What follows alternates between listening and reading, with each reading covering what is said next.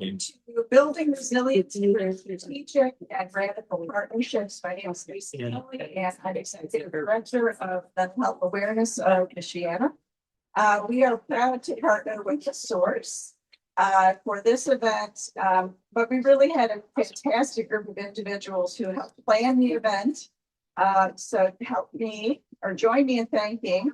I got to pull out to make sure I don't forget anybody. Rebecca Shetler Fast from CAPS, Missy Schrock from Center for Healing and Hope, Sabrina Ibarra and Leah Plank from Triple P, Dara Marquez from Lacasa de Amidst, Stephanie Escueda from Maple City Health, Anna and Jose from The Source, Ed Bassler from United Health Service, and Jen Lefevre from Belgian Family Psychology, and Carl Hetler from the City of South Bend. So they were a fantastic planning committee, and we're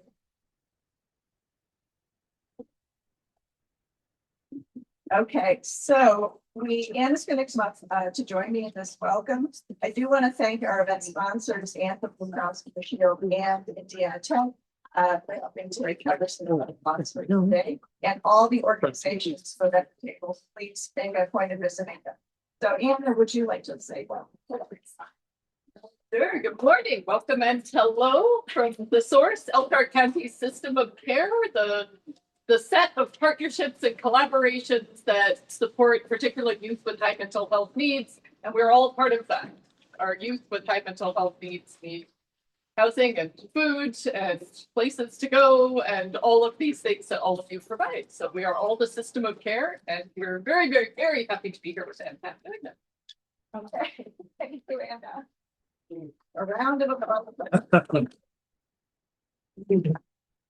So the idea for this summit stemmed from our fall summit that we do we do a fall summit in South Bend, a spring summit in Elkhart, and we haven't actually done kind of a continuation of a theme, and we are this year. So in the fall, we explore different pathways forward when organizations and communities must adapt to decreasing funding sources and shifting policies that affect how services are delivered.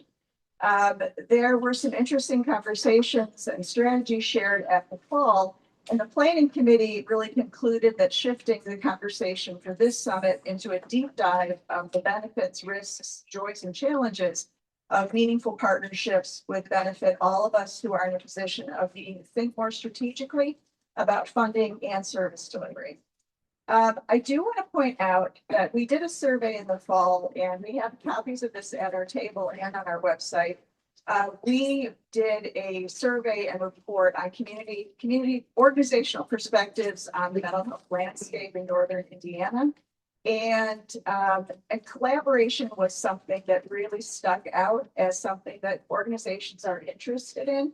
Don't always know how best to pursue those, but it is something that generally people want to do and feel like there are ways of complementing each other. And so today, what we're really hoping is that people do learn about some partnerships that they may not have known about before, learn what makes a successful partnership, and hopefully leave here feeling inspired. So that's our goal for today. I'm happy to have a lot of really fantastic nonprofit leaders in Michiana with us who are willing to share their experience, and looking forward to getting started. We had about 90 people register, which means there probably are people that are going to be coming and going. And we do have some virtual registrants that are virtual attendees who will be trying to accommodate. So let's get started. So our first talk today is True Collaboration, the True Mission Multiplier. And we are delighted to welcome Sean McCrindle, who's the president and CEO of Bashor Children's Home, a nonprofit child serving organization providing residential, educational, and community-based services to children and families across Northern Indiana. Sean has spent his career working at the intersection of child welfare, education, behavioral health, and public systems. And Jeremy Stutsman. Jeremy is a community-focused leader with a lifelong commitment to service and strengthening the places people call home. He currently serves as president and CEO of Lacasa, Inc., a nonprofit community development and affordable housing organization dedicated to creating housing opportunities, promoting financial stability, and supporting individuals and families across Elkhart County. And I will mention that in recognition of his years of service to the city of Goshen, Jeremy was honored with the Sizemore of the Wabash Award, which was one of the state's highest distinctions. So delighted to welcome Sean and Jeremy, and they're going to talk more about their organizations as well as their partnership. So let's join me in welcoming.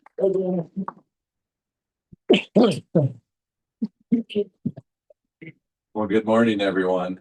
Sean and I are both going to talk with you for about 15 minutes, but we want to make sure to leave time for questions if you have those. So as we're talking today, just feel free to ask those questions. And also, when I do a 15 to 20 minute thing, I can go on and on. So I've actually prepared my speech today, which I don't normally do, but looking forward to this time with you. It's truly an honor to be here today. An even greater honor to share this time with Sean, my friend Sean McCrindle from Bashor Children's Home. I'm grateful not just for the opportunity to speak, but for the chance to talk about something that I believe is the very heart of what creates a great community, and that's partnerships. Because the truth is, no matter how passionate we are, no matter how capable our organizations may be, none of us do our best work alone. Let me start by sharing a little bit about Lacasa. Lacasa was founded in 1970. And for over 5 decades, we worked as a nonprofit community development corporation focused on one core belief: housing is foundational. We specialize in affordable housing across Elkhart County. We build affordable homes for sale, and we develop affordable rental housing. And I'm going to throw a lot of numbers at you really quickly here just to give you an idea of the size of what we do. We now operate $32.4 million in net assets spread over 34 acres, 46 properties with over 400 units of rentals. We also manage our owner-occupied rehab programs. We have worked on over 600 owner-occupied homes since 1991, and we create permanent supportive housing for individuals facing significant barriers. But what I want you to hear today is housing is just the start. Our mission says Lacasa works with individuals and community partners to create opportunity for personal empowerment, family stability, and neighborhood vitality. And that mission is intentional because Lacasa has never been about just one thing. And that what we always want to work at is making sure we bring all those pieces together. It's not just about housing. It's not just about offering classes. And it's not just about supporting families. And that's why we provide financial education. In 2025, we had 531 graduates, and we offer HUD certified housing counseling. In fact, just recently, HUD released their 2025 numbers, and we learned something very special about Lacasa. Lacasa provided 26% of all HUD certified housing counseling and financial education in the state of Indiana in 2025. Wow. That's not just a statistic. It's a reflection of need, of trust, and of commitment. In addition, we engage in community building and leadership development by working with individuals and neighborhood associations. This work is also a partnership with our local governments. In partnership with Intera Credit Union, we provide auto loans to individuals who can't get traditional auto financing and normally have to turn towards predatory lenders. We locally administer the federal IDA program, Individual Development Accounts. We also call this the match savings accounts locally here. This is an income qualified program. Participants are required to take financial education classes from us. And if they save $1,500 between 2 weeks and 2 years, we can match them with an additional $4,500. This $6,000 can go towards continuing education, home and auto purchases, and home repairs. This is another moment I love to brag about the Lacasa staff. Lacasa creates more IDA accounts than any other entity in Indiana, and we have done so for over the last 7 years. In 2025 alone, $216,965 in IDA savings helped families purchase homes and vehicles right here in Elkhart County. And finally, we work hard to connect our residents to resources beyond what we provide in-house, to do our best at connecting and offering wraparound services in order to help empower those we stand next to on their journey. And as you can see, none of this did we do alone. The power of partnerships that we can all create is nothing short of amazing. For years, Lacasa has partnered with Oaklawn to support our permanent supportive housing residents. We knew early on that if we were going to engage and serve individuals facing significant life challenges, we couldn't just provide housing. We needed to make sure they had access to mental health services, case management, and holistic support. Oaklawn brought that expertise. We brought the housing. And together we created something far more powerful than any of us could have done alone. That's what partnerships look like. Not duplication, but alignment. Not competition, but collaboration. In late 2024, an opportunity emerged, and it came with a big challenge. The Indiana Housing Community Development Authority, with Indiana Department of Child Services, came together to release an RFP. And I'd just like to quickly point out that even state agencies are partnering so that we have more opportunities to serve more populations. The focus of this RFP was housing for youth aging out of foster care. When that RFP came out, we knew immediately we had to pursue this because the statistics are hard to hear, but they matter. About 25% of youth aging out of foster care experience homelessness within 1 year. That's 1 out of 4. Up to 75% experience homelessness within the first 5 years. That's 3 out of 4.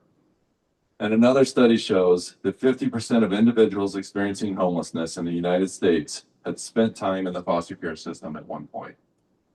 Think about that. More than half, or half, I should say, because it is 50%. Half of all individuals who are homeless have been in the foster care system. That means if we want to address homelessness in a meaningful way, we cannot ignore this population. So we said yes. We committed to pursuing an opportunity to build 11 units right here in Goshen, in Elkhart County. But very quickly, we had to confront an important truth. We knew housing, but we didn't know this population well enough to serve them alone. We knew how to write the grant, but we didn't have all the pieces in place to win the grant, which is where our new partner comes in. So we had to find the right partner, this new partner. We asked ourselves a simple question: who does this work well? And the answer was clear: Bashor Children's Home. So I made a cold call to Sean one day.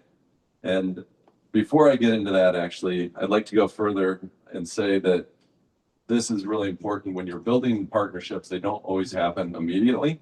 They take time, they take trust, and they take alignment. But sometimes when mission and the alignment is clear enough, things just click. So Sean answered the phone, and we did what we always do. We spent a little bit of time joking around about nothing. And when I say a little bit of time, it's far too much time. And then I said, Sean, we have an opportunity to build housing for youth aging out of foster care, and I need a service provider. And this is a very unique moment for a partnership. But before I could even finish the word partner, Sean said, I don't know how much this will take, but we're in. And just like that, missions aligned, and we were headed forward together. And from there, something really special happened. Our teams came together, they met, they designed, they brainstormed, they worked through challenges, and they built something from the ground up.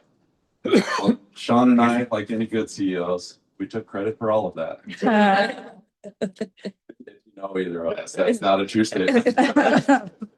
Because the truth is, we have incredible teams, and they pulled this off in a way that was nearly flawless.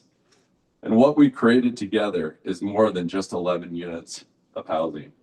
It's a model, it's a commitment, and it's a statement to our community and to this population that says, we see you, we value you, and we're willing to come together to support you. This particular building sits in the middle of Lacasa's newest complex at Lakeview Drive, happens to be on Oaklawn's campus. We have completed 3 buildings, and we'll start the 4th building in just a few weeks. When this complex is complete, we will have a total of 7 buildings and about 60 units. This location will have permanent supportive housing for individuals with mental health needs, 55+ homeless, affordable housing, and the 11 units for youth aging out of foster care. We are strategically bringing multiple types of housing and people together to help create a neighborhood where individuals can lean on each other while Lacasa, Oaklawn, and Bashor stand beside them. The building for foster care has 4 2-bedroom units and 7 1-bedroom units.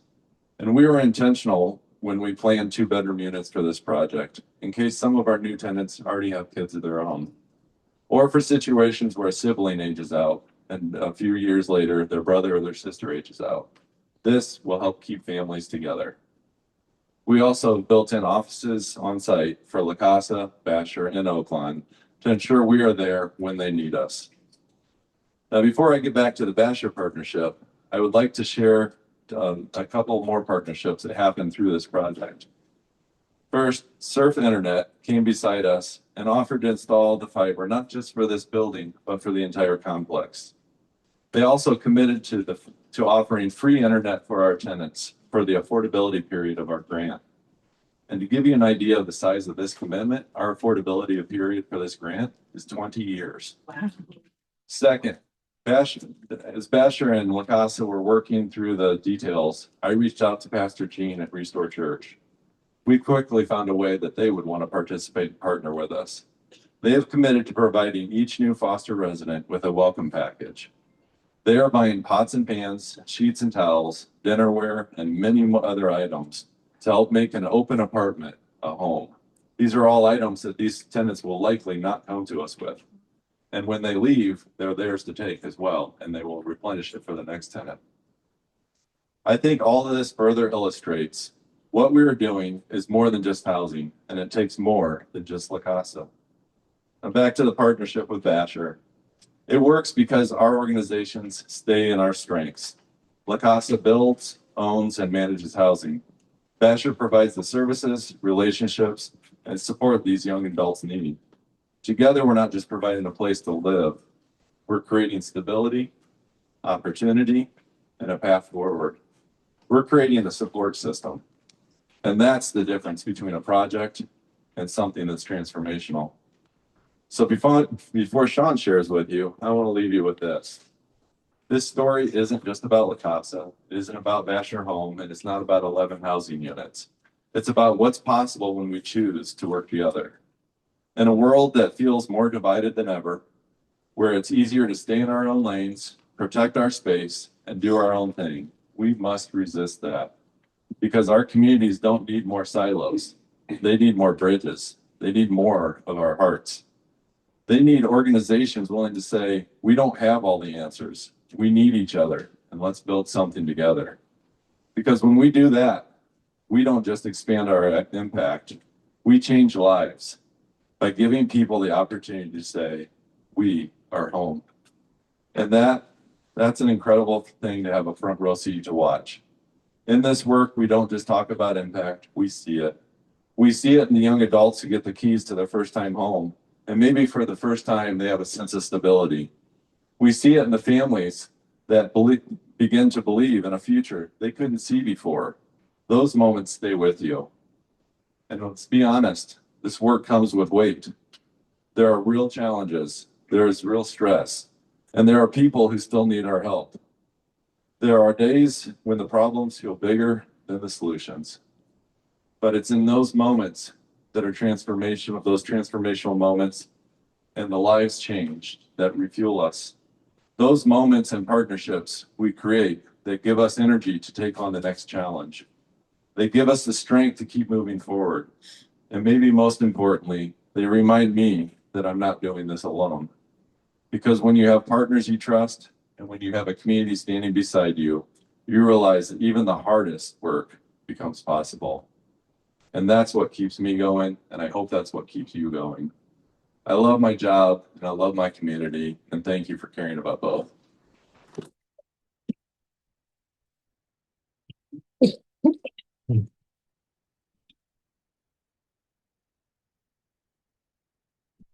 And now I'm not sure why I'm up here. That's really good. Yeah.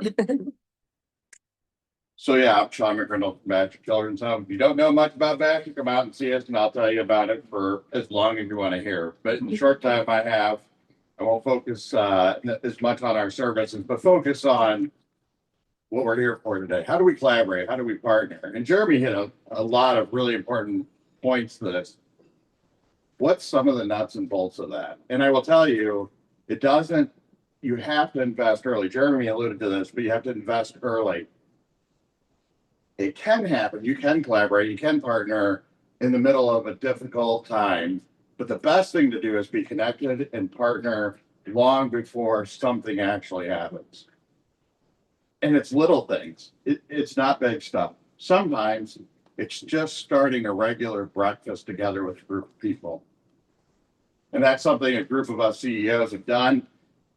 And it seems like a little thing, but something kind of magical happens in that. When you find those times where it's not in the middle of a meeting, not catching somebody after a conference or after a workshop or after, you're in some sort of community meeting, but intentionally getting together to just be together. And the natural thing that happens out of that is you talk about what's going on. You start to trust each other. You start to get invested in the other people's missions.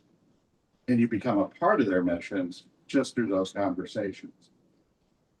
The greatest thing is just that little bit of time and getting to know each other. I'll be honest, I didn't know a lot about Lacasa before we started connecting. And this was long before we officially partnered. I knew a little bit, but they kind of were out of our world. What a sad thing.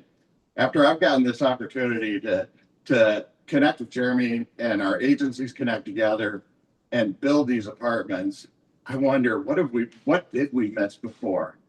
So I would say to you, focus on connecting early in ways that may not seem like it's purposeful at the time, because you will begin to learn about each other's missions, but you'll also learn about opportunities you never would have heard of.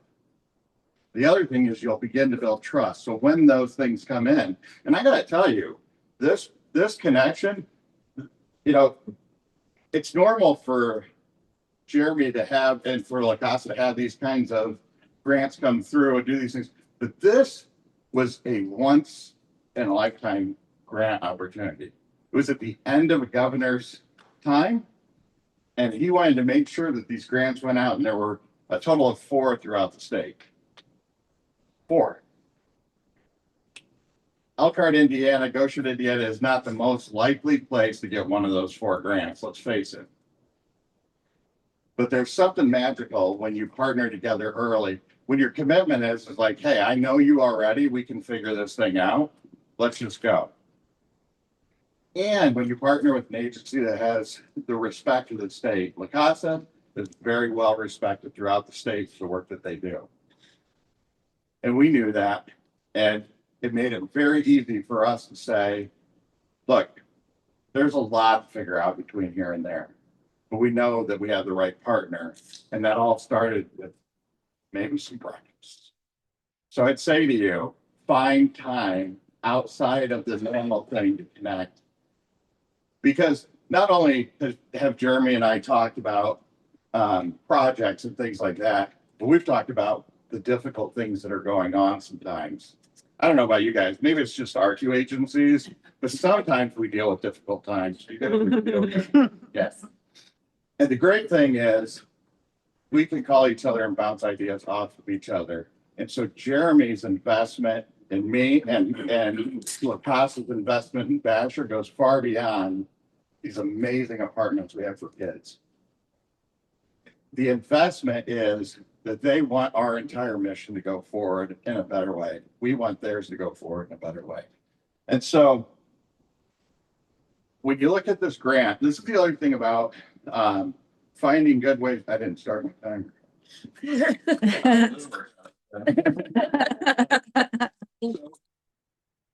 It's not just about getting one of the 4 grants and that being a pretty amazing thing. What I will say to you is, if you connect early and you build the trust and you have the right teams, Jeremy's right. Once we got it going, we had to get out of the way because we got good people. But if you got the right teams, you got the right mission, and the right focus and you trust each other, the things that can get done actually are pretty miraculous. So it's not just that we got 1 in 4 grants. The reality is our group, there's a little bit of competitiveness on all of us, so just, bear with me on this. But our group was able to pull off getting the apartments up and kids in them before any other group in the state of Indiana. And there were 2 partnerships that fell through. 50% of the partnerships fell through on these grants. And that is crushing to me. That means that there's a whole set of kids in 2 different locations who aren't going to have an opportunity to have these apartments. The great thing is, because of the partnership that we have, if there's an opportunity to find a way to help build more apartments and do more of that, we sure will. I'll also say, as you're working and partnering, even if you find yourself in a quick partnership or quick collaboration that happens out of necessity, the reality is you have to wholly commit your agency to believing in the mission of the other agency and adopting it as part of who you are. If you can't do that, you're not going to be the right partner.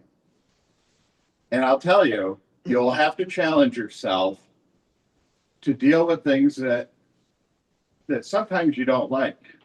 I'll give you a couple examples. This isn't about Jeremy specifically, but I do have those if you want to hear about them.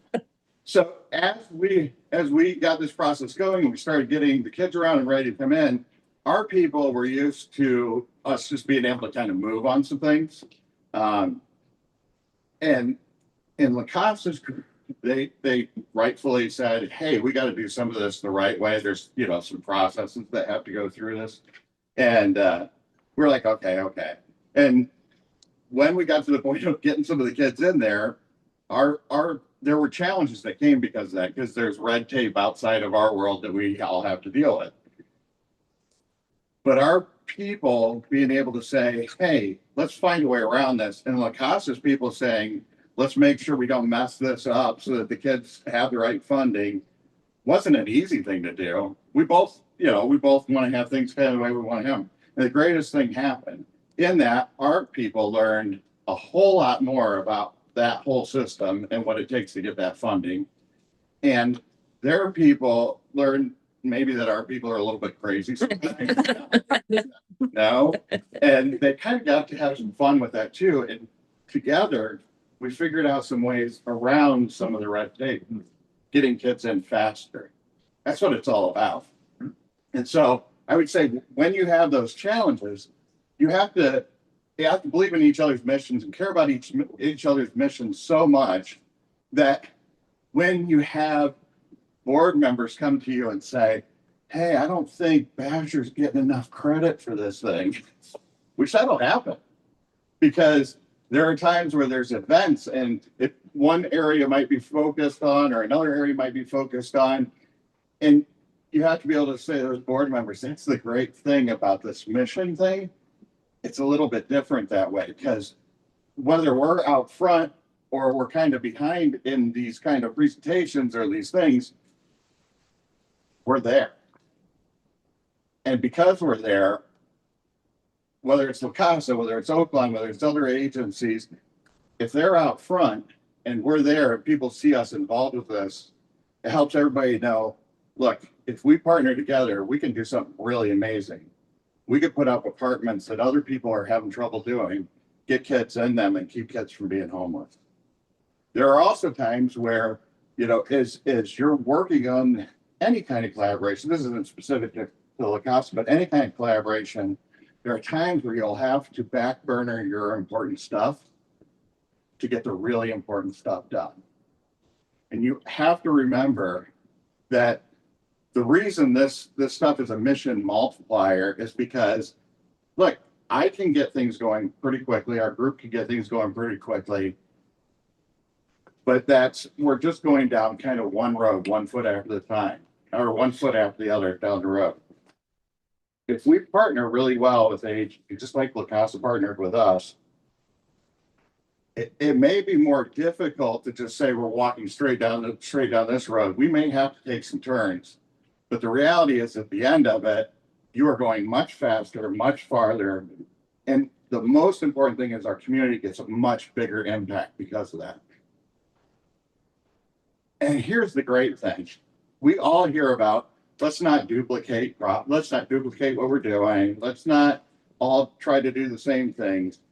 In true collaboration and partnerships, you get to purposely choose not to do certain things, which is hard for us because we all want to do a lot. But I'll tell you what, as a person who's built buildings, it is really nice to have our agency not focus on building a building and maintaining a building and focus, guess what, on kids and families. Having Lacasa be the experts in building buildings, maintaining buildings, and these kind of areas where people who have difficulty getting housing can get the right funding, get in there and live, that frees us up to do better work on our side of things too. So I'd say to you, as you guys look at these connections and partnerships, one, get to know your people well. I genuinely like Jeremy. I won't tell him that to his face. I said to him one time when we were at one of our breakfasts, you know, it's a good thing I'm older than you, because I think if we were in school together, we would have got kicked out of every. I'm pretty sure that's true. The great thing about that is I genuinely enjoy Jeremy, but even bigger, our team genuinely enjoy each other now because they have worked through something that definitely completely would have been impossible to do alone, or at least very painful to do alone for either one of us. And so I always tell our staff this, and I'll kind of wrap up with this, and then we'll take any questions you guys have. You know, I think of the work we do for people and for our community, kind of like the old days when the gold rush was on. It's going to be a weird one, but stick with me.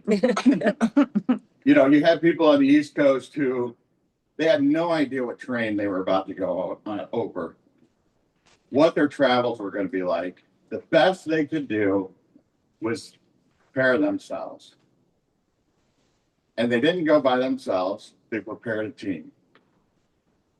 They packed their wagons the best they could, just guessing at where they were going. And when they set off on that journey, the roads weren't set out for them, but they knew the people they were going with. And they could have a confidence that they'd get there.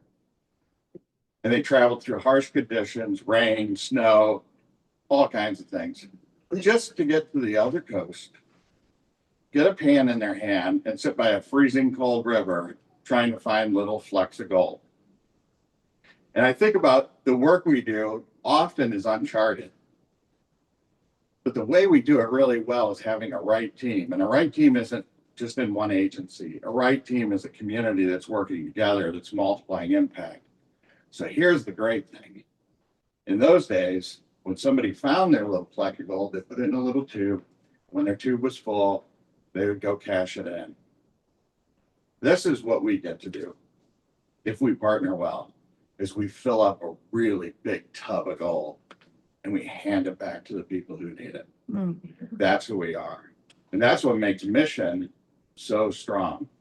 One time I had a business guy was talking to me and he said, you know, like you guys in the nonprofit stink at business. And that part of me that wanted to be offended all of a sudden realized he's right. And so I said to him, I said, yeah, and the good ones stink at it on purpose, which made him a little curious. And so he said, what do you mean by that? And I said, imagine, so he's not in either one of these businesses. I use these as the example, but imagine if DJ Construction and Ancon Construction were both looking at this huge contract with tons of money to come in. And DJ said, man, you know what? I think Ancon could do this maybe better than us. But you know what? If we gave them a couple of our architects and this guy is a site superintendent, they could do it even better than they can without us.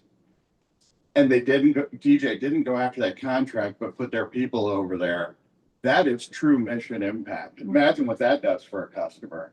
That's what we do. That's what we should do. That's what makes mission so fun.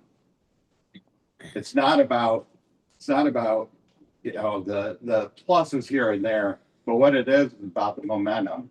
I can tell you this is not near the end of this relationship with Lacasa. I'm excited about where we will go. But the other thing is Jeremy talked about the other connections that have come out of this. That's what really excites me, because then we multiply and multiply and multiply. So I want to challenge you. Be willing to give up some things that you hold dear for pursuit of something that's bigger. Realize missions are larger than the borders of where we are, borders of our agencies. And that if we really want to commit to the people who need us, we'll have the guts to not do it alone. Give up some things here to gain a whole lot over there. And find good partners long before something comes where you need them. Because when that comes, you can move very fast together and build something beautiful, like apartments for kids so that they won't be homeless. Thank you.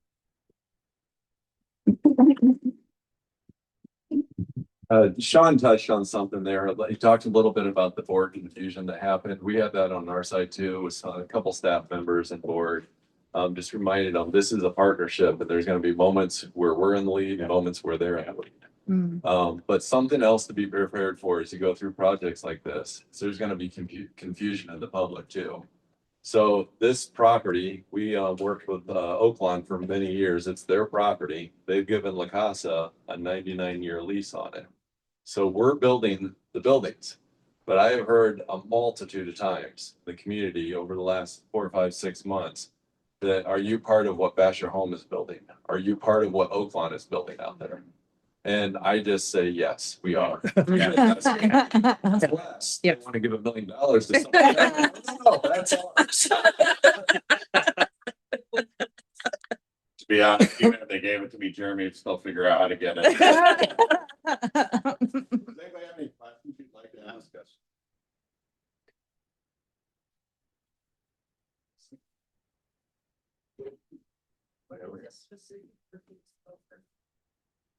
Hold on.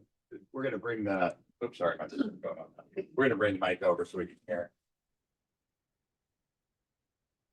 Is it specific for Elkhart County residents? Okay, so the question is this specific for Elkhart County residents? No, the kids, basically the requirement for the kids is that they are aging out of the foster care system, out of a lot of times DCS, and they can be from anywhere in the state of Indiana. So it's available to a larger group. And then I'd also add that the rest of the housing that's going to be out there, that's open to anyone who comes to us. They do not come from Elkhart County either. Are the apartments filled already, the 11 units? And I'm repeating your questions in case there's anybody online. So the question was, are all the units filled? At this point, they're not all filled. We have 7 that are full now, so there are a few left. The reality is one of the things, well, I will tell you this. I believe that once we get those full, we're going to have to think about what we're doing next, because the great thing is a lot of those kids will be able to be there for quite a long time. But we do have a few units open at this point. So if you're interested, it's going fast. I don't know, that's marketing I can do. Sean touched in his comments too about the 4 groups that received these grants. 2 have not completed. 1, I believe, it just broke ground within the last couple of weeks. But we have reached out to IHCDA to say we have space for more buildings. We can build those units for you if you'd like. So we're hoping that there might be a chance we can grab another 1 or 2 of those grants and keep moving with this. What's the referral process for the youth foster care units as well as the other units? Is there a referral process? Who do you go to first? Okay, so the question about the referral process for all the units. I'm going to speak regarding the units for the youth aging out. So basically, the person would contact Bashor Children's Home. You can call And they will connect you with our aftercare services. They will walk people through the door of getting the kids to the application point, walk kids to the application point and get them through the door. So, Okay. And like Sean's doing for us on the foster care units, our permanent supportive housing units, actually, Oak Farm does that exact service with Lacasa. Then all of the affordable units, we actually do all the intakes. But that's why we have staff in place. And each organization is very well versed. If somebody happens to call the wrong organization, because we're all out there, we're gonna make sure and get them transferred right away to wherever they need to be. There's a question over here. Is this on? Okay. Thank you so much for your presentation. This was a really wonderful thing to learn about at the beginning of the day. I'm curious if you could speak, you've spoken quite a bit to the beginning of your collaboration and the process of getting the grant and starting the project. I think I'm really curious about how you sustain collaborations like this that last and continue to be productive and mutually beneficial for everybody. So can you talk about what purposeful steps are you taking between y'all and your staff to keep this collaboration moving forward? Yeah, so I think it's being very intentional from the beginning of the entire thing. When Sean and I and our boards said we wanted to move forward with this, we really could have gotten, we used DJ Construction on this project. We had a lot of subcontractors. Sean and I could have kept sitting down with them and talking about, is the apartment big enough? Do we want 2 bedrooms, 3 bedrooms, that type of thing. But we were very intentional in stepping out of the way to make sure our staff was then coming together for that planning process.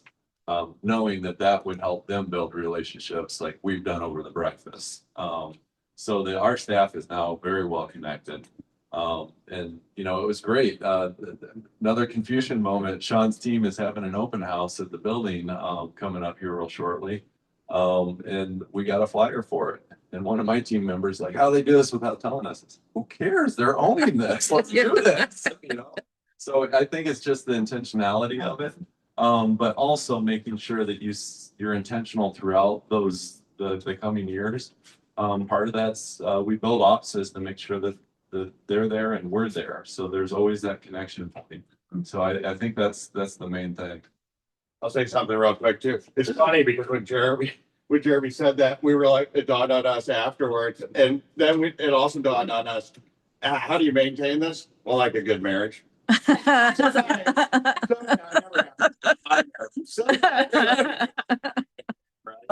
Or somebody forgets to do something, or somebody forgets some important thing.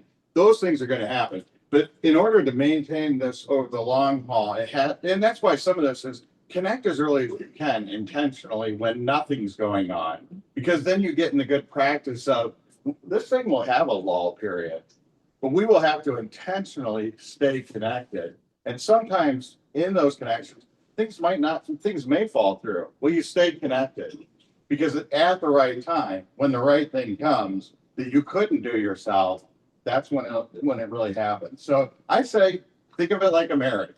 You're going to have your ups and downs, but don't forget to believe the best in the other. That's one of the most important things. And then be amazed at the amazing things they can do and applaud them on, and you're going to be in good shape. And like Sean's saying, the best in the other, recognize nonprofits are just this way. We all have big hearts and we want to move as fast and do as much as we can. And sometimes you move faster than you should. Yeah.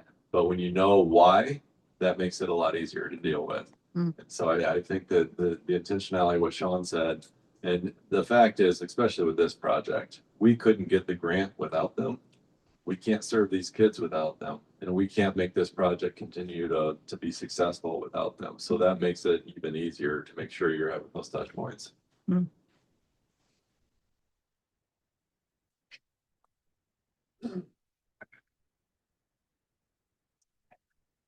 Hello, thank you guys for the presentation and for the work you do. So I've been a social worker for 19 years and I have years and years and can tell all sorts of heartbreaking stories of why this is so important. So definitely was getting emotional thinking about the families over the years. But just a couple of questions. When it comes to the referrals, does it have to come from a professional or can like the teen self-refer to the program? We, you can adjust me if I'm wrong here, but yeah, the referrals we'll take from anyone. Within, they'll do their due diligence to make sure that all those requirements that the federal and state government have put on these, for move-ins are completed. We get the proper documentation, everything we need. But I had another nonprofit leader reach out to me. Their minister had an issue with a foster kid, in the church. And that was one of the referrals. So then I sent it on to Sean's team and they looked into that, to see if it would work out. So we'll take referrals from anywhere. And then, how long is the referral process? So they put the referral in to move in, like how long does that typically take? I'll let Sean answer this, but I know it's getting quicker. Yeah, it can vary. It depends on how, I mean, 'cause some of this is the kids filling out some paperwork, us helping them on that. And then some of it is, on the red tape side of things, some of the HUD funding and stuff may take a little while to come through. But here's a really cool thing. It is getting quicker. And part of it's getting quicker because our teams are working together to figure out how to see barriers as just a hurdle, not a block. So in some of those situations, we figured out how to use some scholarships to get kids in even before the funding happens. And span that time until the funding actually comes in, so kids don't have to wait as long. And that's because our teams work together. I think we have time for one more question, right? I can learn. And you're gonna want this one. Okay. So I'm wondering, what type of metrics are taken to measure success of your program, and how long will the study be to know if your program is successful? So the question was, what kind of metrics are we tracking to see the success of this program? And I think that, we're always all trying to track metrics so that we can tell our donors, our supporters, grantees, or grantors, how well we're doing. But I think you all also know you can pick a lot of metrics and it doesn't really always tell the complete story. And sometimes it's hard to find numbers to tell that. So at Lacasa, one thing, we look at a lot of different numbers, the ROI on what we spend, and we continue to afford this. Occupancy rates, are we keeping the units full? And so one thing I think, having full buildings, having young adults in there coming in and getting the services they need.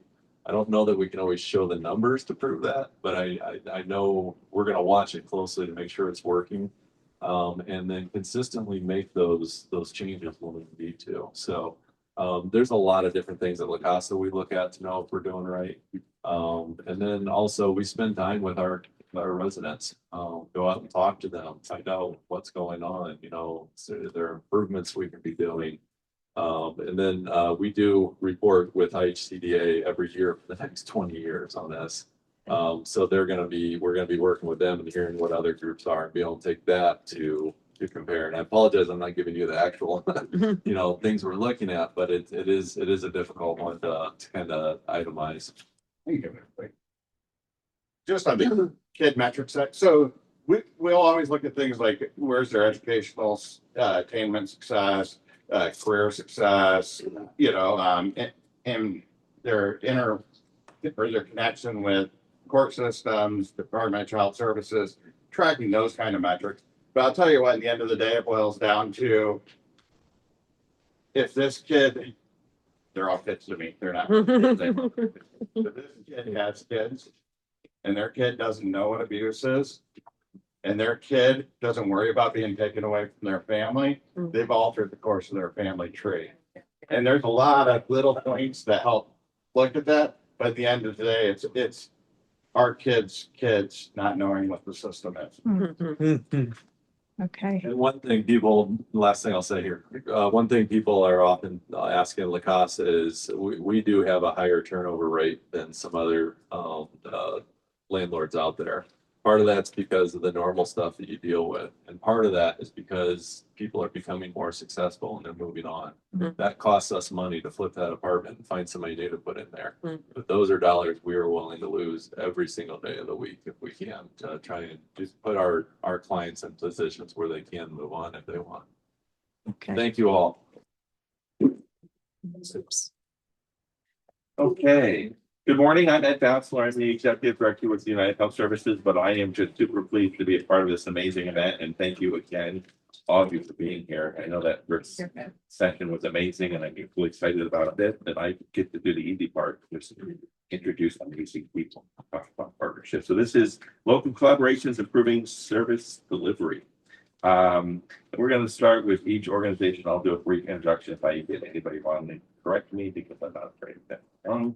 But we're going to start with Project SANE with Rebecca, Shelter Fast and Fall Fast, and then Triple P is they're actually third. With their early relational health partnership, and then Elkhart CIT with John Pucci. I got his name wrong, so that's correct. So we'll start with Rebecca and Paul, and they're going to talk a little bit about their organization, and we'll let each organization talk. And then when we're all done having everyone go through their organization, then we can open up and have discussion.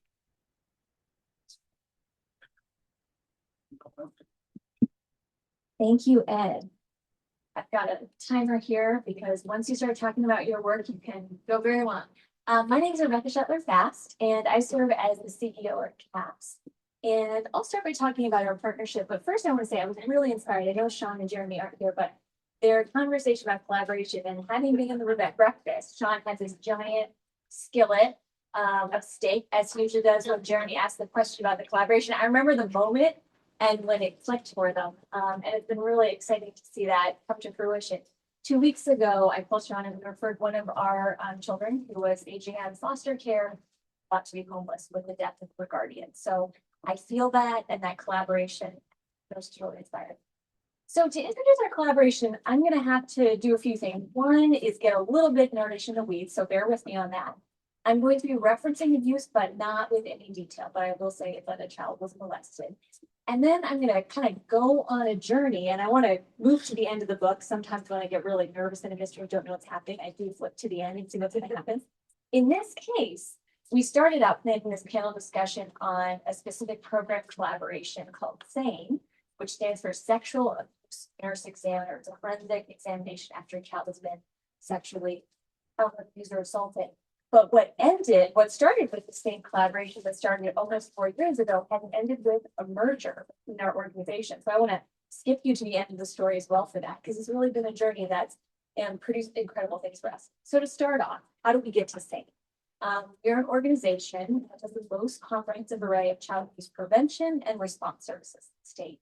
And as part of that, every organization has a niche. For us, we do a lot of different things under one roof, but for the 50 years that we've existed, there's been a few really important gaps. And one of those gaps is that when someone believes a child has been abused, law enforcement or DCS bring them to CAPS for something called a forensic interview. So this is in the weeds, so bear with me. A forensic interview is when specially trained staff ask the child to tell the story of what happened and who did it to them in a lot of detail. That is watched by law enforcement, prosecutors, DCS in another room, and that's part of the important, both trauma-informed, telling the story once, and prosecuting, as my kids would say, locking up the bad guy part of that story. But there's several pieces that need to happen after that CAPS does review. As a non-medical, non-mental health organization, after a child who's been sexually assaulted or abused has that interview, we want to help them on the healing journey. And one of the first very important steps is a medical exam. And again, that same term that you see, a sexual abuse nurse exam. And that is a forensic medical exam done by a nurse that both gathers evidence, provides education for the child with their consent at every stage. So it's not scary and it's not invasive like we may think from TV. And it provides appropriate medication after the abuse has happened, does further testing for STIs or things, and is actually quite a healing and incredibly important part of that. After we perform forensic interviews for kids who've experienced sexual abuse or assault, we recommend forensic medical exams. However, Elkhart County has not had these services available. So when we tell a parent who's accompanying their child, we really recommend this for your child, less than 50% go forward with that because they actually drive currently about an hour and they have to go to an emergency room. And after that parent who's probably had one of the most traumatic, awful days of their life, often they've never known about this until a child has told someone, this is the thing that can tip them over. And I want to talk specifically about a case that came up about a year ago. A 7-year-old girl who had been molested by father. The child disclosed to a teacher, so mom had been aware of that, and came to CAPS with mother. So this was traumatic for both the child and parent. Mother was just finding out about this. And it was a very hard and long forensic interview. And at the end of it, so 7-year-old girl, she was exhausted. Mother was emotionally, physically exhausted. And when we said, we do recommend this exam for your child, mother declined. And that's okay. They have the ability to decline. It's an hour away. It's an emergency room. And she said, and she was in tears, and she said, it's just the last thing we can do now. It's just too much. And I don't feel comfortable leaving the county, and it's driving, and it's already evening with the next day work. It was too much. She called back about a week later and said, we provide supportive follow-up care. You know, can someone help? My daughter has these questions. She's asking me, am I pregnant? Will I be able to have kids? What does this mean for the parts that my dad was touching? She's really scared. And now she's layering on clothes, and she doesn't want to go to the bathroom.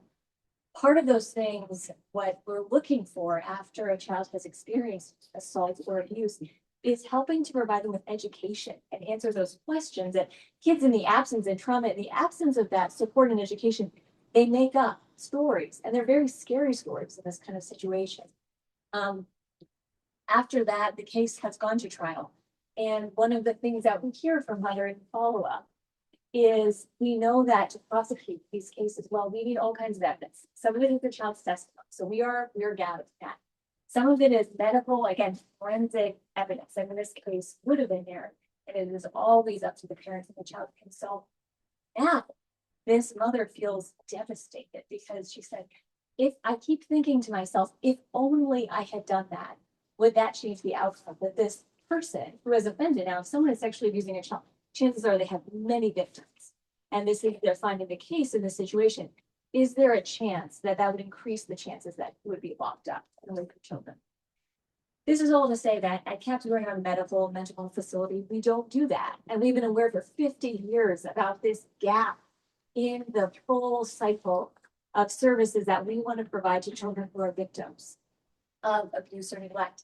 And in my first month as a new CEO at CAPS, this was one of the first priorities my board told me. They said, you know, Rebecca, we do a lot of things, but there is this gap that when a child needs a medical exam, we have to send them an hour away, and most parents don't do it.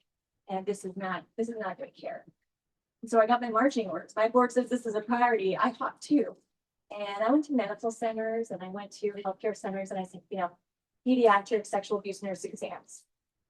There was a lot of interest, but what it turned out in further conversations, it's very complicated. It takes many years to be certified by the state, and I'll talk more about what that involves. It's very expensive. The volume is uneven. We don't want any volume, but it is a very different type of service to mount in a rural community. And in the end, very politely, the answers were, it's just not feasible. There's a reason we haven't had it in Elkhart County ever, until one small healthcare organization, and that was Paul, where he came in. And yeah, I think we can do that. John talked about our missions aligning. And for CAPS at Maple City Healthcare Center, serving vulnerable, marginalized people in our children and families who we want to support them early on, providing them full wraparound services. That really felt like an alignment point. And so I'm going to turn over to Paul now to talk from the Maple City Healthcare side why he said yes to this. Yeah, thanks, Rebecca. Hi, everyone. A few things. One is, so Maple City Healthcare Center is a federally qualified healthcare center.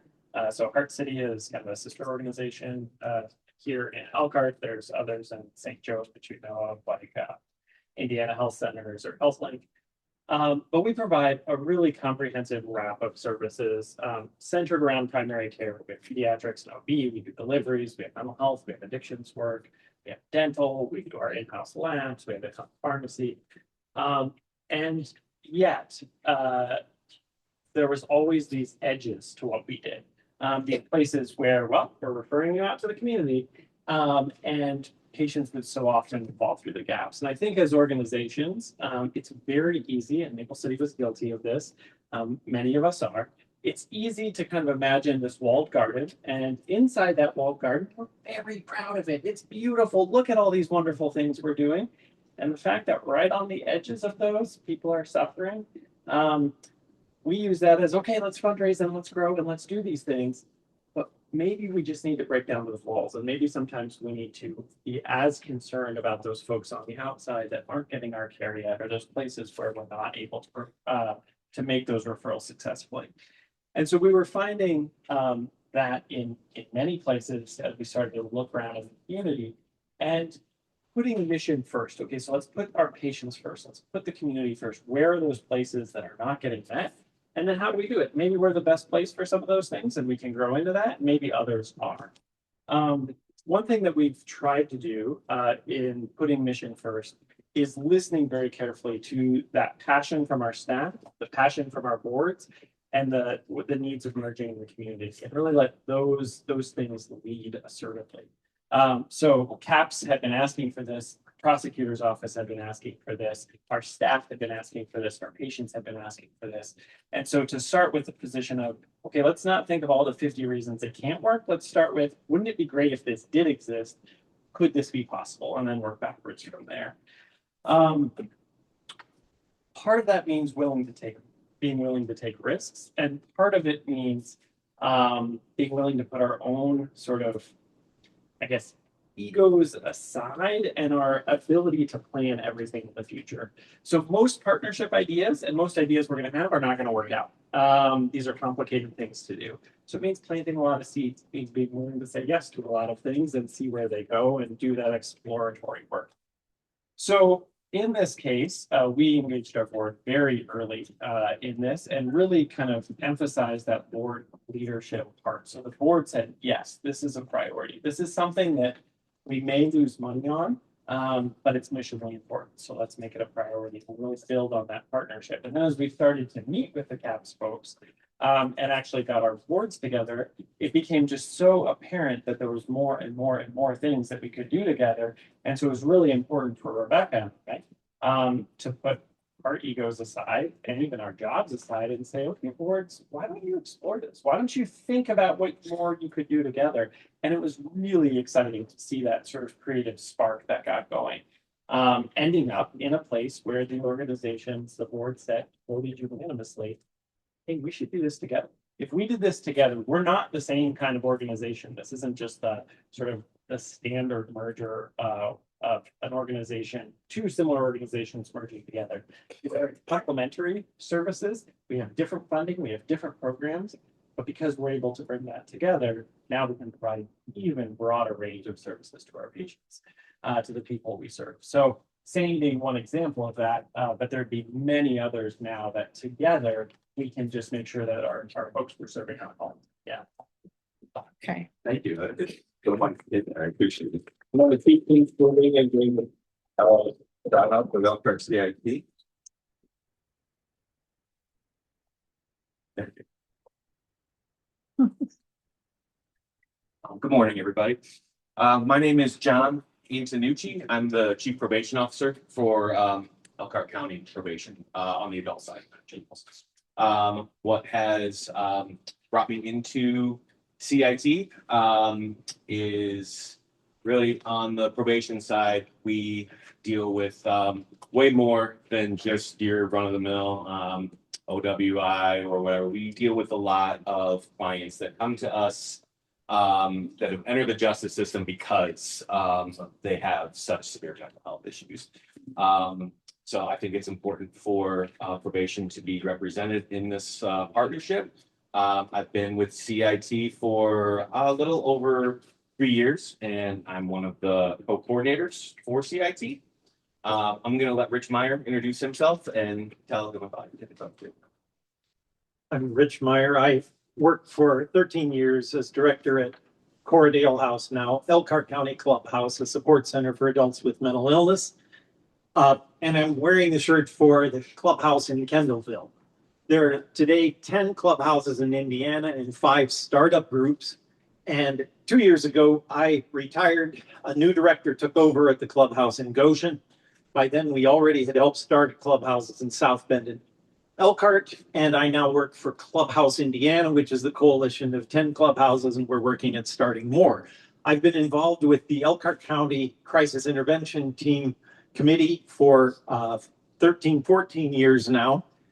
And, you know, it starts out with being, we need all the friends we can get, but really what drives it is, as the previous speakers said, it's not just that we could do something better if we work together. It's there are things we can really only do if we work together with these other agencies. There is something our community needs that none of our agencies could do alone, but together we can. So I'm going to keep rolling on what Rich is talking about, describe CIT a little bit. CIT is exactly that. It's a collaborative network. We have a monthly general meeting. That's where most of our action takes place. It is not at the most convenient time. It is for anyone who's been there, it's pretty early in the morning. We meet the first Thursday of every month at the jail complex in the administration building. First Thursday of every month at 7:30 in the morning. The way that CIT is designed, CIT is not comprised of people where that's their only job. Okay, we are all professionals in other areas. Workday starts for, you know, we can say 8:30, 9 o'clock for the majority of us. So we have to have our meeting early so people can still tackle what they have to do. So we have a CIT email distribution list. We have 25 plus agencies that receive our minutes and our agenda. CIT is a partnership of law enforcement, dispatch, corrections, probation, parole, hospitals, EMS, fire, local NAMI chapter, local CCBHC, which is Oakland, both clubhouses and just multiple other agencies that provide services and resources. So CIT International certifies programs across the country. We are a certified CIT program, which what that means is that we applied for certification, and CIT International evaluates how well we embody best practices as written by them. Proud to say we have a gold status, one away from the top, which is platinum. And really what we do is just we foster relationships and communication across agencies. So the way that our meeting works, it's not so much we want you to come and we give you solutions to whatever you're facing. Ideally, that'd be great. And everybody would just be on easy street. Just go to CIT and CIT will tell you what to do. It's quite the opposite. We try to get as many different people in the room. And I think the best part of the CIT meeting is at the end when we open the floor and say, is anybody experiencing an issue with, you know, a client or just trouble with whatever? Most often, another representative from another agency in the room says, hey, yeah, I know how to help with that, or I can put you in touch with whatever. And then our meeting ends and there's always meetings after the meeting happening. That's usually, you know, now for me, you know, like running a probation department, that's the worst thing in my world. I don't need meetings after meetings, but at CIT, that's actually what we want, because CIT is about bringing organizations together so they can work together. And as far as how we think services may have improved, I don't know how much the actual services have gotten better, but the awareness and education that we help to spread, I think, is paramount. Oakland is a major part of CIT, and their crisis services have bolstered immensely in the last couple of years. CIT is about diverting individuals from jail when law enforcement is called to other services, because unfortunately, law enforcement is still generally the first call when someone is in a mental health crisis. So a big thing that CIT does is we put on a 40-hour training every year for law enforcement and other first responders to try to teach these de-escalation skills and how to possibly steer people away from incarceration. And Oakland's crisis services, as well as multiple other services in the community, are available to help divert these individuals. And we are seeing that trend, but we need to keep going with that. So That's a pretty brief description of kind of what we do. I have business cards. If anyone that is not already on the CIT distribution list wants to be added, or if you ever want to come to a meeting and present on what you do, please, I'll get you my card and please email me. And I'm going to turn it over to Rich, who's going to talk a bit more about history. So an interesting part of the coalition that we're part of is it is open. It isn't just a partnership of several groups that have a memo of understanding. The Elkhart County Crisis Intervention Team began in 2002, 2003. So that means this is a 24-year-long partnership. What allows a partnership to go that long? About the beginning, not widely known, but as in other cities, I could name Memphis, Tennessee, and Fort Wayne, the initial impetus came from one or two specific interactions between law enforcement and someone with a mental illness that did not go well. It's not hard to imagine how that goes.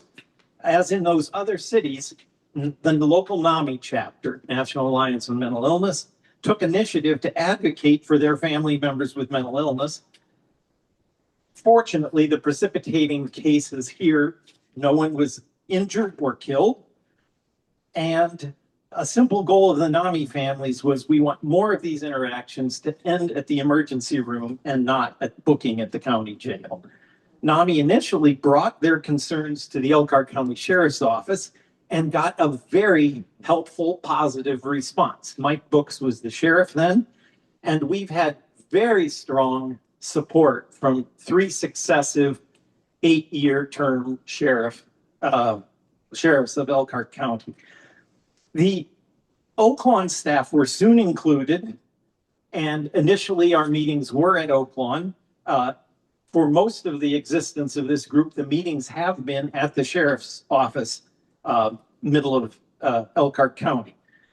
The Oaklawn staff continued, and then we brought in magistrates, judges, then the Goshen Police Department, the Elkhart Police Department, prosecutors, public defenders, and the CI committee grew and decided that to be a member of the committee, you had to be high enough in your organization to make decisions and commitments on behalf of your organization. I think that was a key step early. The model we follow is supported by CIT International, as John said, 2 basic pillars. They want a coalition of groups in the county. They see that as part of what a CIT has to do. And they expect this 40-hour training that we offer for law enforcement, corrections, and first responders. We formed a training committee, which is now the steering committee for this group.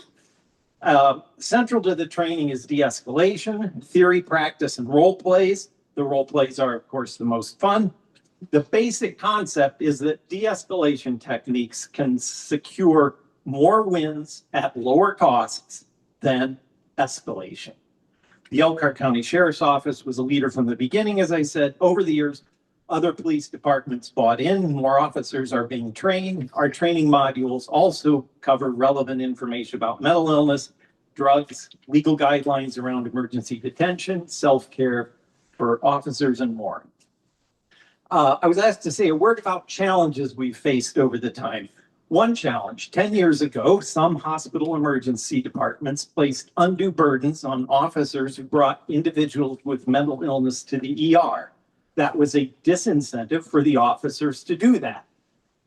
We took that on through direct address. We asked hospital administrators to come to our meetings so we could describe the problem and help them make changes we needed to see. A significant improvement in the last couple of years is the introduction of the mobile response teams and the crisis center at Oaklawn that we mentioned. Most basic challenge with us from the beginning. Crisis intervention team program is a coalition for any organization. And our first 2 speakers this morning referred to this.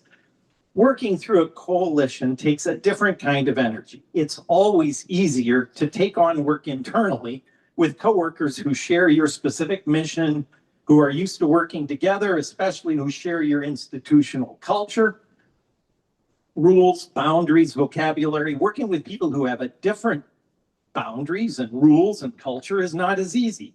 there has to be a significant payoff. We need to be able to do something through this coalition that we can't do on our own. When we meet, we have law enforcement, behavioral health professionals, social workers, addictions treatment, judges, corrections, NAMI, and that's just in the steering committee. More departments and hospitals are represented in our general meetings, and the diversity of perspectives is what allows us to identify wider problems in the system. Anyone in the coalition can bring up something that seems like a problem, and all of us can then work together creatively to try to find solutions. To stay in and keep working together for 24 years, the partners in this coalition have kept doing cost-benefit analysis and have kept deciding it's worth it. What we can do together is more than the sum of the parts. The world has changed in 24 years, as have some of the expectations for how each of our organizations will serve the public. But we've developed a lot of trust around the concept that all of us are here to serve the public, and that public includes people with mental illnesses and addictions. Thank you. Thank you. I really appreciate everybody putting so much into this. I'm going to bring up, keep things moving along. Triple P and the music together, relational health, which sound partnership sounds amazing. If I get any of that wrong, please correct me. But I'd like to hear about it. Thank you, Ed. Yes, thank you, Ed, and thank you, MHAM, for putting on this event today. I'm Leah Plank, and I'm representing Triple P Positive Parenting Program.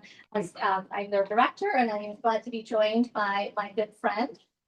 I'm Jenny Compagna. I am the lead teacher and program director for the Music Together program, which is part of the Goshen College Community School for the Arts.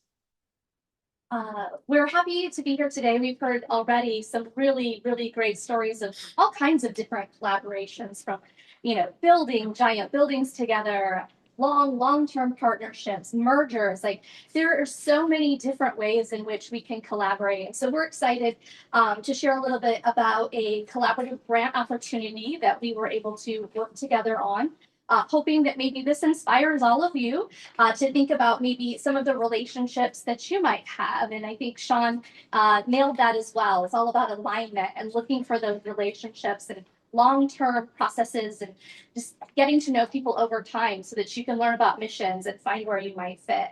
So quickly, we are going to just kind of describe our partnership and how it came together. We're going to talk about our improved services that we've made available to the community. What families and educators are taking away from this collaborative work that we're doing, and then give you just a few key takeaways. So first of all, both of our organizations were already very well positioned to work collaboratively, as we each offer high quality evidence-based programs available for all families across the community. HEA brings deep expertise in building multi-sector networks, public health approaches, and evaluation. Through HEA, we have the Triple P Positive Parenting Program, where we provide parenting education opportunities for all caregivers with children prenatally through the teen years. Over the past 11 years, we have grown into a countywide system of support, serving over 11,000 families with 18 levels of support and 90 plus partner organizations. At our core, Triple P equips parents with knowledge, confidence, and strategies for positive parenting, emotional connection, and parental well-being. Thank you, Leah. Music Together is a research-based international early childhood music and movement program.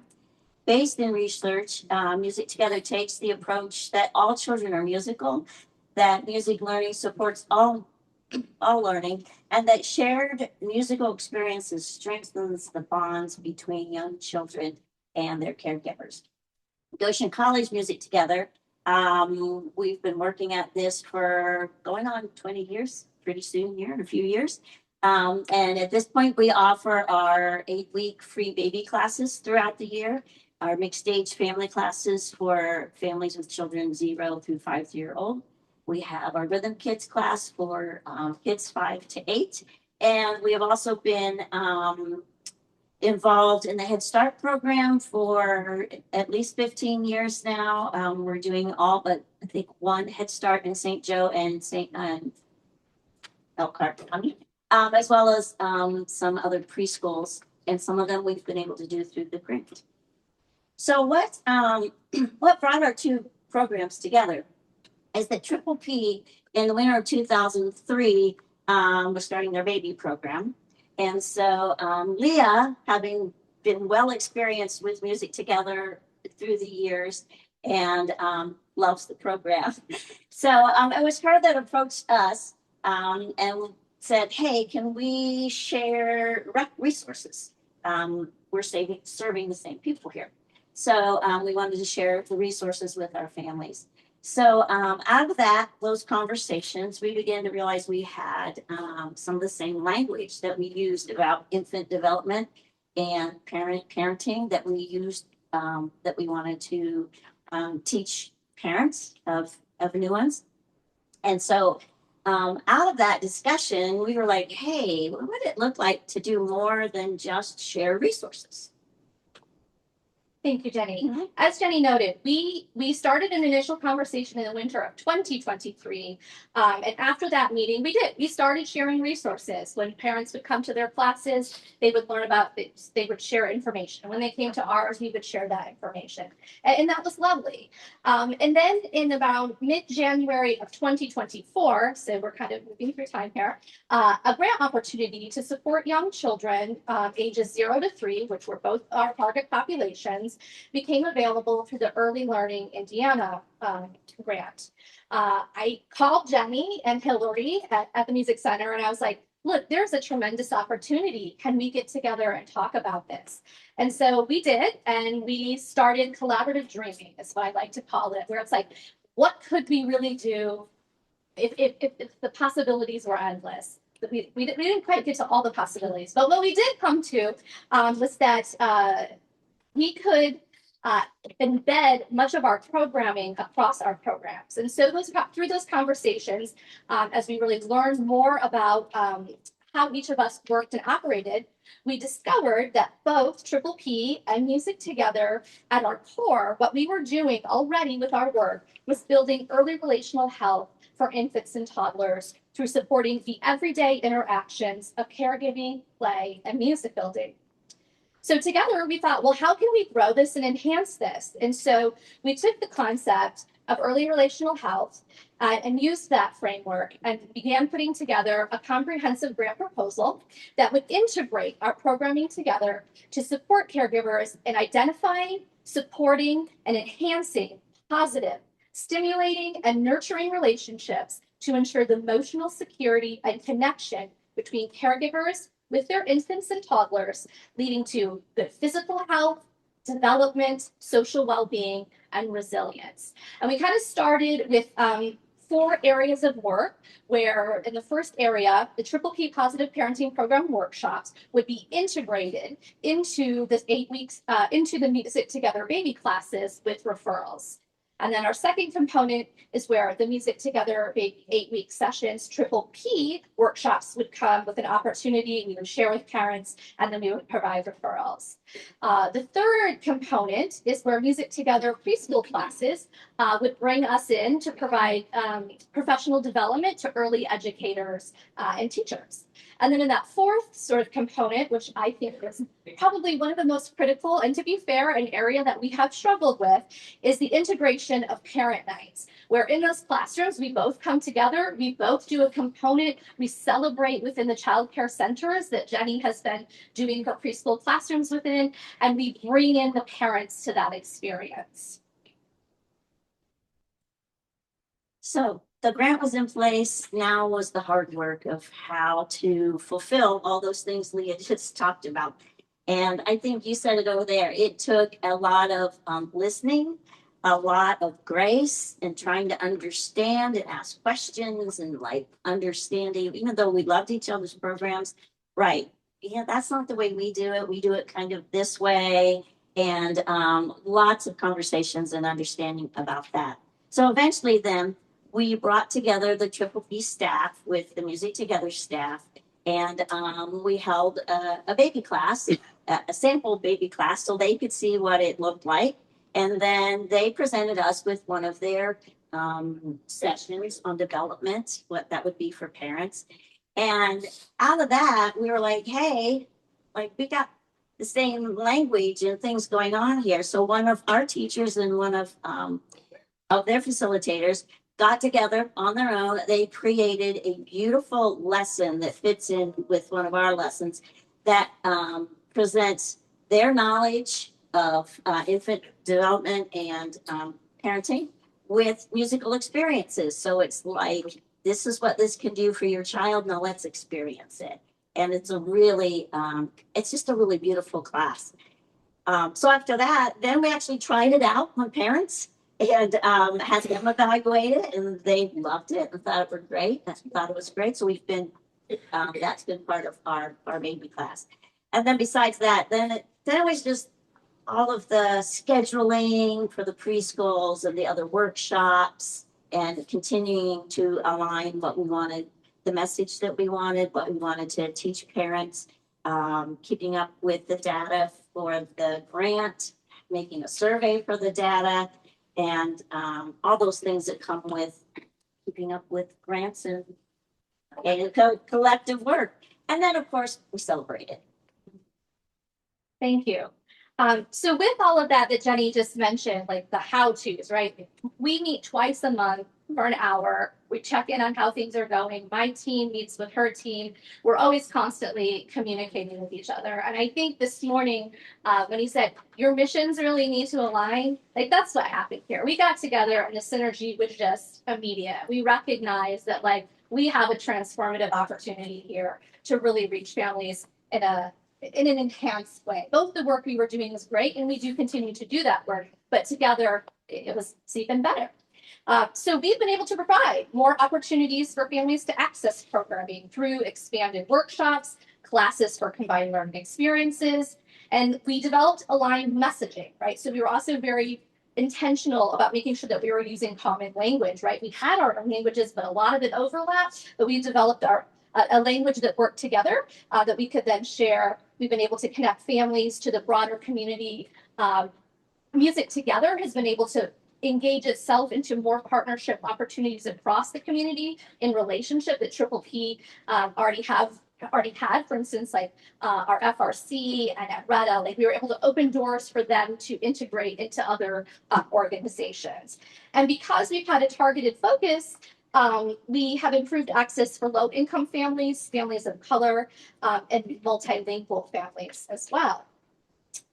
The integration of our programming, as I said, has helped families just learn and have that beautiful experience of being together. The integration of our programming supported development. I think our most important takeaway keys was that supporting development doesn't require special equipment or expertise. It's just intention and connection. So we did, as Jenny mentioned, develop very in-depth shared evaluation tools. And so we were very deliberate and needed to track our outcomes, and our outcomes have showed a really high level of impact. We've reached well over 350 families collectively at this time. We're about a year and a half into our grant. Okay. I'm getting the pause sign. So I just want to say, let's see, where can I take us to? I'll just take us to the end here, that when evidence-based systems such as parenting and music work together across sectors, families experience support that's coordinated, accessible, and meaningful. And together, our approach reinforces shared truth. When people across organizations and programs deeply value one another's work, they align with purpose, collaborate willingly, and create the conditions for families and children in our community to flourish. Thank you so much. There's so much information, and to keep us on track, I think we have like just under 5 minutes for questions-ish. So I will strongly encourage you to ask questions, but also even more importantly, please reach out to each of these people after. That's why we're all here. There's amazing collaborations. Questions in the room? Thank you all so much for what you shared. It's really inspiring. And I appreciated hearing how your mission's aligned, you found the common ground, you built things, it worked. My concern always is with partnerships. I appreciated what Sean said earlier about it being like a marriage. And I'm curious if any of you ever had to go to marriage counseling? What have you done when conflicts arise? Because I assume that the two housing programs that didn't go through, work out is because conflict arises and it's a thing. How, do you have specific tools that you use for addressing conflict? Yeah, whatever anybody on the panel has to respond to. Yeah, how has it affected your marriage? Good question. Well, we'll try to answer as, yeah, I think it is in many ways, like a marriage. And part of that is that the dating element has to be there. That early phase of, is this a match? Do the organizations align? And I think as CEOs, as leaders in the organizations, you have to remember that it's not actually supposed to be about you. It's supposed to be above you at the board to board level when you're talking about, is this going to be sustained beyond you? It cannot just be that you personally like that person and that it's going to work together. Yes, that's a necessary, but it is not sufficient on its own. And then the other thing I would say is when that mission can be first and you've got that alignment, then everything else can fit into place. When it's about egos or budgets or about who's going to get on, like, it's just going to fall apart. And so if that can stay core, and so in ours, that's what we tried to do, and then allow, okay, if that was the priority, how should these pieces fit together? But it does take a significant amount of humility to do that. I would just add, in our case, as our boards were seriously discussing merger, they each came up with what are our guiding principles and things that are really important. So zoomed out, and that was really helpful because I think conflicts are often in the weeds. They're the details, right? Maybe a name, or did in Sean and Jeremy's case, could have been in conflict, who got invited to what event. If we can share those, and those were repeated and echoed through board task force and board meetings, and that was the framework that we came back to, with an understanding that those were different, but that was really helpful as well for us. In our case, I'm going to say there is no organization in the CIT coalition that doesn't gain from having the connections and the communication that can happen at the CIT table. So every one of our organizations has an incentive to be there because they're getting more wins on their own mission and what they're trying to accomplish in the county by being part of the coalition. I agree.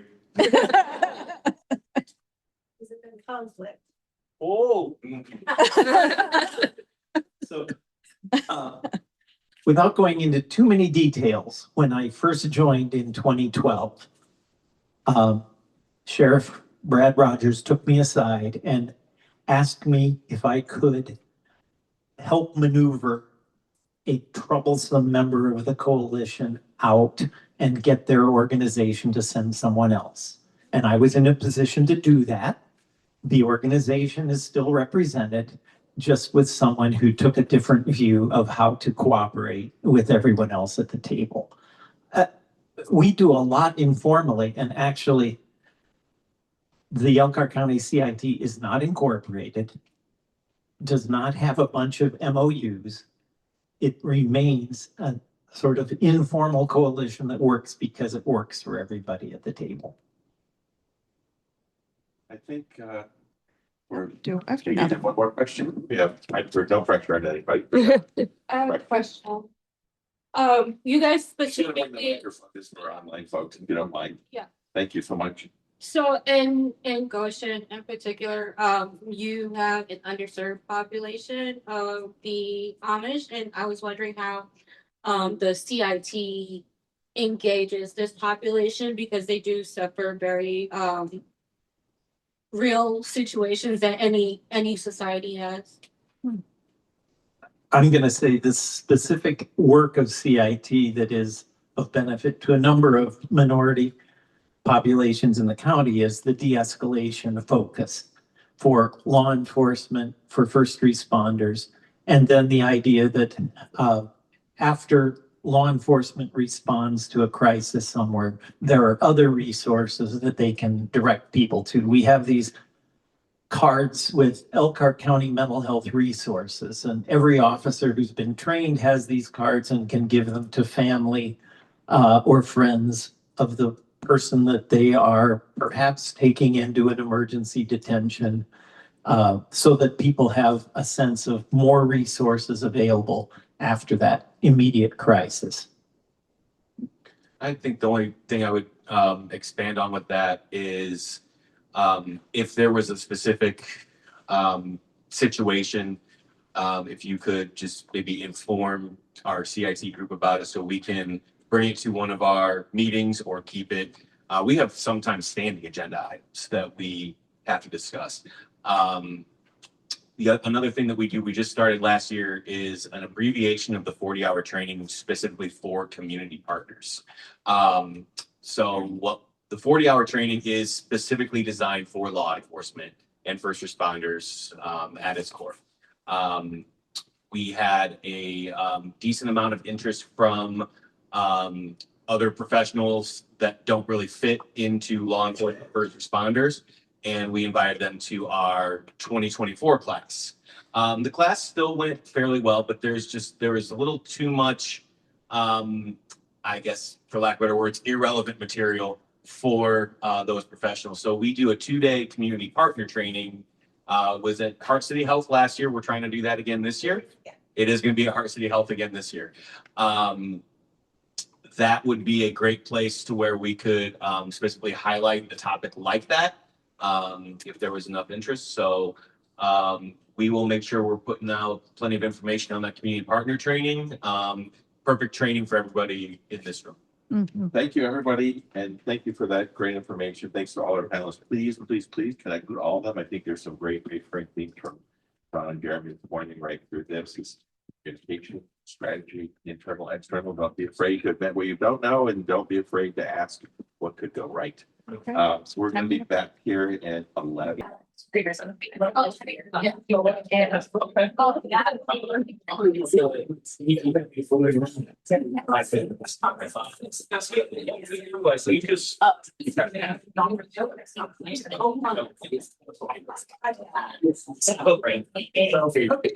go ahead and keep moving. My reputation is that I am a stickler for time. But I do want to honor our speaker's commitment with us. So I'm delighted to introduce Andy Murray. He is going to be speaking on strategic partnerships, parallels between nonprofits and the business community. Andy is the Chief Strategic Initiative Officer for the Community Foundation of Elkhart County. He is a longtime business leader turned community advocate, bringing over 30 years of experience in the recreational vehicle industry into his work supporting nonprofits and local initiatives. After retiring from Lippard Components as Chief Sales Officer, he shifted his focus to strengthening organizations that serve children and families, particularly through education and generational change. Andy is especially passionate about improving the business side of nonprofits, strategy, governance, and sustainable funding so they can thrive long-term. He currently serves in a part-time capacity as Chief Strategic Initiative Officer for the Community Foundation of Elkhart County, as well as in a variety of capacities for other local nonprofit organizations he is passionate about. So we want to welcome you today. Thank you.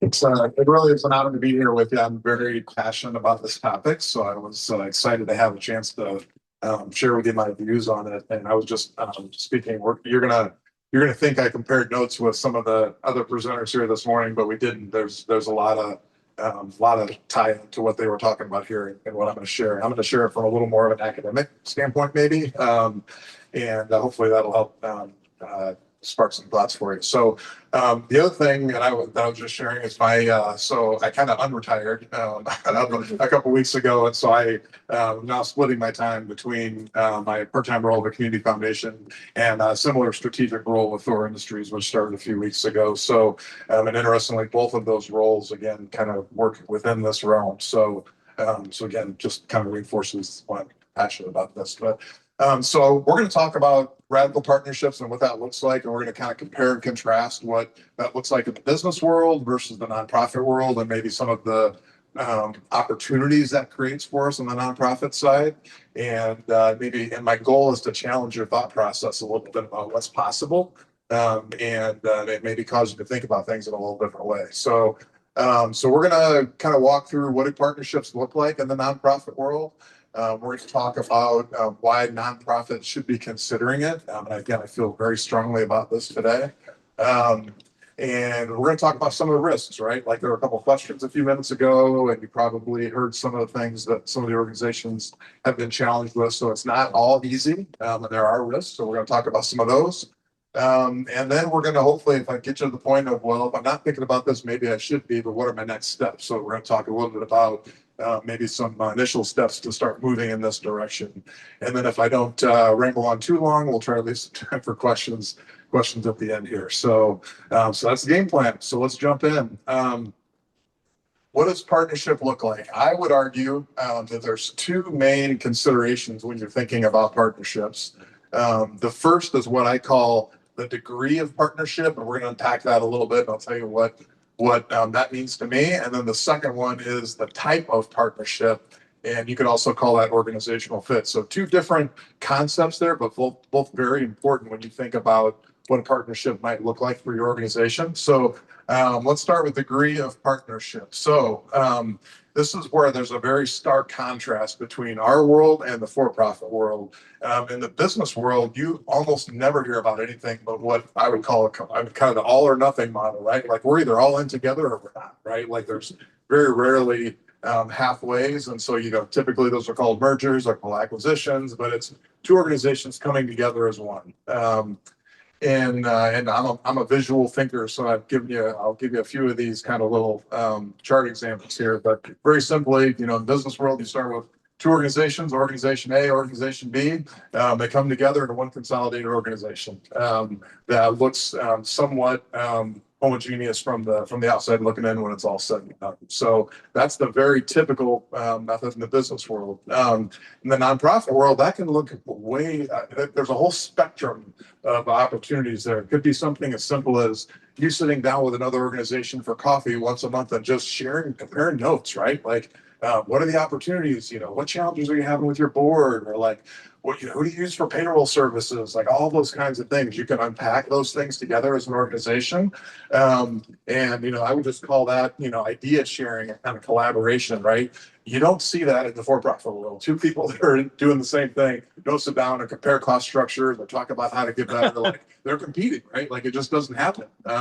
So again, like this, I think this is one of the reasons this doesn't happen more in our world is because when people think about, acquisitions or when they think about partnerships, they tend to think like, well, it's either we got to be all the way in or not in at all. That's not the case. Like this is a huge opportunity for us in the nonprofit world. So that, it can be as simple as just sharing information. There can be what I would call kind of a partial integration. Like maybe there's some shared services, like again, using the payroll example. Hey, you're using XYZ company and I'm using ABC company. And if we get together and, pool our collective resources, like maybe we can get a better price if we're working together with the same company. Or hey, again, back to the analogy of like shared operational efficiencies, or even like comparing opportunities relative to specific parts of your operation. Like maybe there's pieces that make sense to collaborate on as opposed to the whole organization, and then then there can be like more of a complete overlap, still two separate organizations, but maybe you share some leadership, maybe you share some facilities, maybe you share some resources, a van or whatever, right? Like there's all these kinds of possibilities that exist in our world that don't exist in the for-profit world. Those are things that I would encourage you to be thinking about. So again, like this is anything less than full integration just almost never happens in the for-profit world. This is a huge advantage for us in the nonprofit space.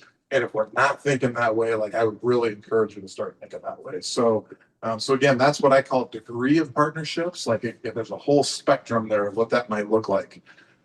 So then the second thing, kind of criteria when you're thinking about partnerships in my mind, is the type of partnership. And again, like this is from my brain. So there's probably people a lot smarter than me that might say, well, there's actually 4 types, or, you missed this one or whatever. But like, this is what I see from my real world practical experience. And this is where there are a ton of parallels to the business world, because these pretty much fit both types of organizations. So the first is what I call like organizations. So the second would be complementary organizations. And the third is what I call contiguous or additive organizations. We're going to unpack each one of these a little bit so you kind of know what I'm thinking about there. But so first one, pretty straightforward, like organizations. We're going to talk about the key criteria, which are customer, mission and vision, and process and services. So like organizations, pretty much all 3 of those things are going to be shared, right? We're serving the same people. We look at it the same way. We're trying to solve the same problems, and we're doing it with similar mechanisms or similar services. So that's pretty easy to think about, right? It's like two organizations coming together that pretty much substantially do the same thing. And again, back to my little visuals here. So you got organization A and organization B coming together to make a combined organization that is a bigger organization doing largely the same things. So I threw in a few examples here from the for-profit world that, again, might trigger some thoughts to kind of reinforce this concept.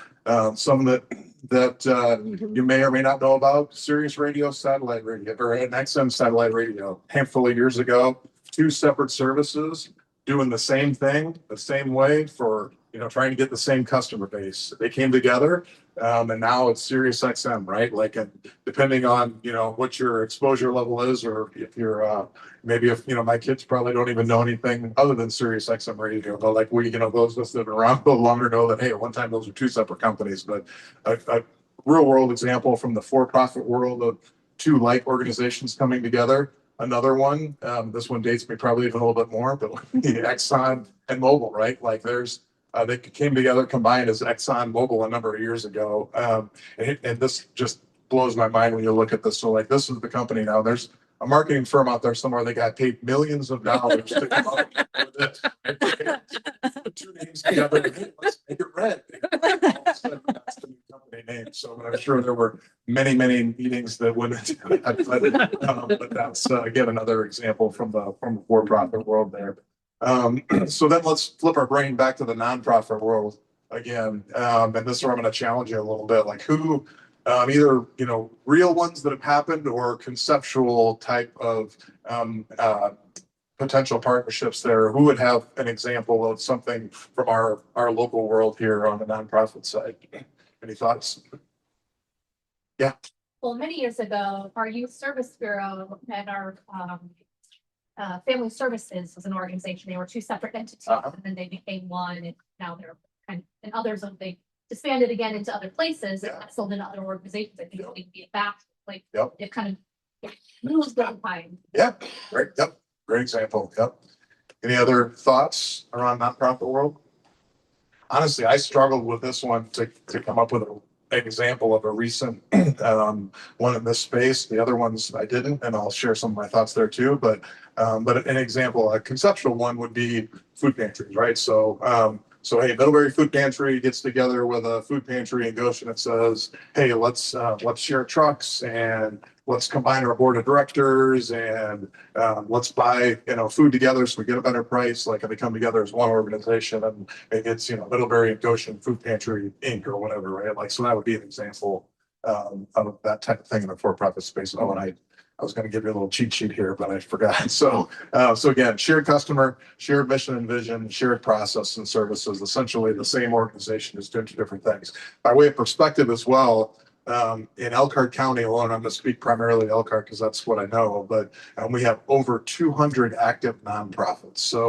So if you're thinking there's probably not somebody that is like doing what I'm doing, or can is contiguous with what I'm doing, that's probably not true, because there's enough of them out there that, boy, there's just a lot of opportunities, and that number just shocks me. And it's growing as we speak. So just kind of food for thought.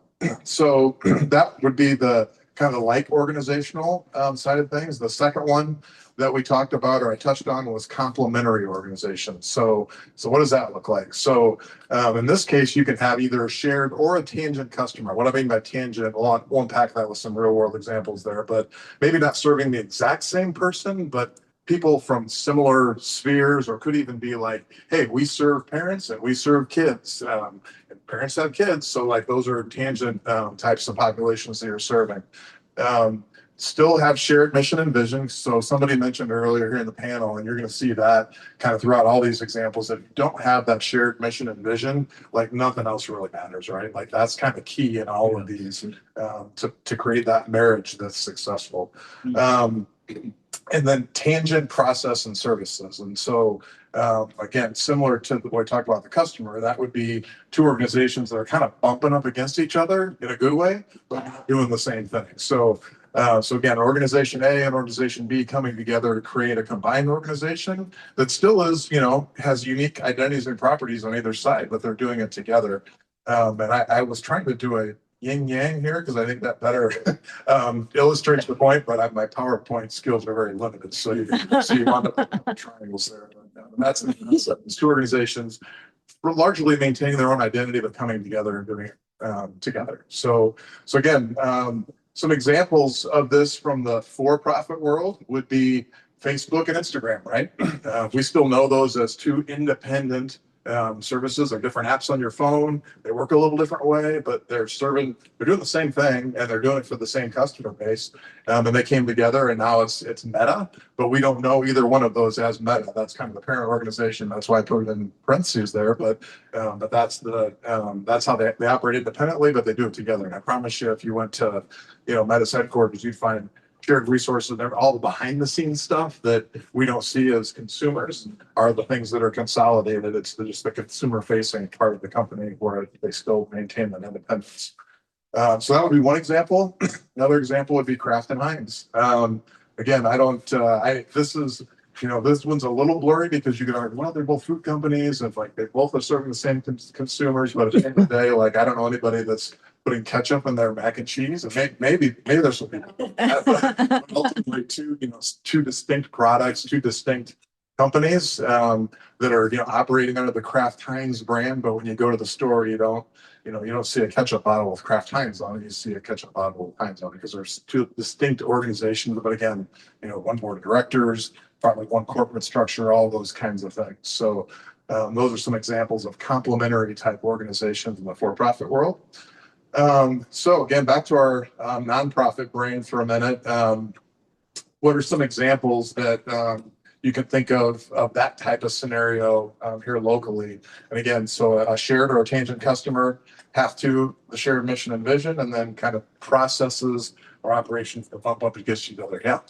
The source at Oakland. Yeah, right. Exactly. Great example. Yep. Others? St. Joe County, excuse me, or St. Joe Health System and the Indiana Department of Health. Yeah, right. Yep, exactly. Yep, really good one. One that I am particularly passionate about that I work with. How many of you are familiar with Lifeline Youth Ministries and Premier Arts on the south side of town here? So I think it's a really good case study for what this could look like. So 3 years ago, Lifeline built a beautiful youth center on the south side of town, and their mission is they're essentially a faith-based after-school program similar to a Boys and Girls Club. So they need this building from 3 o'clock in the afternoon till 7 o'clock at night. And they said, man, we've got this great big beautiful building. It'd be awesome if we could find somebody that would have a use for it during the day and on the weekends. So they have an operational partnership now with Premier Arts. Premier Arts uses the facility during the day. Lifeline uses the afternoon and evenings. They've got a church that operates out of there on Sundays. So it's a really good example of collaboration, sharing expense. Again, shared mission and vision for sure. A shared customer. A lot of the kids that go to Premier Arts stick around for programming after school, and it's actually increased the amount of kids they're able to serve at Lifeline. But very different, services, right? Like they're two different things. They're not doing the same thing. But again, a good example of that in our local community here. So then the third type would be what I call contiguous or additive type organizations. So what does that look like? Again, shared customers. So we're kind of serving the same person, shared mission and vision. But this is the big differentiator here. So what I call linked or sequential process and services. So not doing the same thing, which, you know, it's the same descriptor we just used in the Lifeline and Premier Arts discussion, but ultimately these processes feed each other. And so what that looks like in my mind is you take two organizations that are doing different things, and now all of a sudden you've created kind of a holistic type of organization that is feeding itself. And again, that looks a little different to me than any of these other scenarios. So again, some examples of that in the for-profit world. So CVS and Aetna. So CVS Pharmaceutical or Pharmacy, y'all are familiar with that. Aetna's financial services related to that work and to the medical arena. So they came together and said, hey, look, we can not only take care of people at a retail level, we can help them finance their medical needs and those type of things. So very kind of contiguous, serving the same people just in different ways. Another example of that would be Amazon or Whole Foods. Amazon said, hey, we're a great distribution organization, fulfillment, but we want to get into the grocery space, and so they aligned with Whole Foods, and now you know you can go on your Amazon app and you get Whole Foods supplied through that through their distribution system. Two separate organizations, or you can do what I do all the time, and you can drop off your Amazon returns at Whole Foods. So works both ways, but definitely they feed each other, working with the same customer, just in different ways, but very cyclical. So again, back to the nonprofit space, what would be some examples of this type of arrangement in our community? Any thoughts? Yeah. Is the CAPS Maple City. That's, yeah. Perfect. Yeah. Perfect. I would say that, again, my opinion, these types of situations are rare, and because they require a lot more alignment, which is fairly unique, but man, they're kind of the holy grail when you find them, right? Like just huge opportunities there. The clubhouses in Oak Lawn. Yeah. Oak Lawn does everything medical, crisis intervention, and then Clubhouse is there for the rest of life. The other 39 hours a week. Yep. Yeah, no, exactly right. And I would tell you, well, I wasn't involved in that one. I have had a little more behind the scenes access on the CAPS Maple City one. And I would tell you that another characteristic of this type of opportunity is that the first time you look at it, it might not make sense. You might say, really sure that I understand that. And then once you peel back the layers a little bit, like people probably said, well, what in the world are, you know, Bashor and Lacasa doing working together? But then once you start to really think about it, sorry, in Oakland, but ultimately it makes sense in the end. So any other thoughts on this type of arrangement? So sorry, go ahead. I think there's the big bringing organizations together, and then there are the less formal, infrequent partnerships that work all the time around a particular need, a particular client, a particular situation. Exactly. Yeah, right. Because they can be one-offs, right? It doesn't have to be like, hey, we're coming together forever, but in this particular situation, we need to work together to make these things happen. Great point. Okay, so we're going to move into now that we're maybe challenging our thought process on what a partnership could look like. Why should we do it? I again feel really strongly about these. The first one is missional impact. Like I think you would find, and we heard some examples out earlier today, you would struggle to find anybody that's partnered with another organization that didn't come out of the other side saying it made us better as an organization. And usually it's, yeah, we had some ideas on how it made us better, but at the end it made us better in ways we never even expected. So it will make you better as an organization. I promise you that. Reason number two is stewardship, right? People give us dollars as nonprofits, whether that's private philanthropists or organizations like the Community Foundation or whatever, but they give us those dollars with the trust that we're going to maximize the use of those dollars, right? And I would argue that if you're not looking at partnerships, we're probably not doing everything we could from a stewardship standpoint. And reason number three, and this is the big one, is sustainability. You know, in the world that we're in today as nonprofits, like it's probably tougher than it's certainly tougher than I've ever been involved in my tenure with nonprofits, but and it's probably not going to get easier anytime soon. So we have to start getting more creative and more innovative and thinking about different ways to make our organizations more bulletproof. And again, some of the keys there are cost reduction. Like there's some real no-brainer things like shared services and redundant overhead and things of that nature.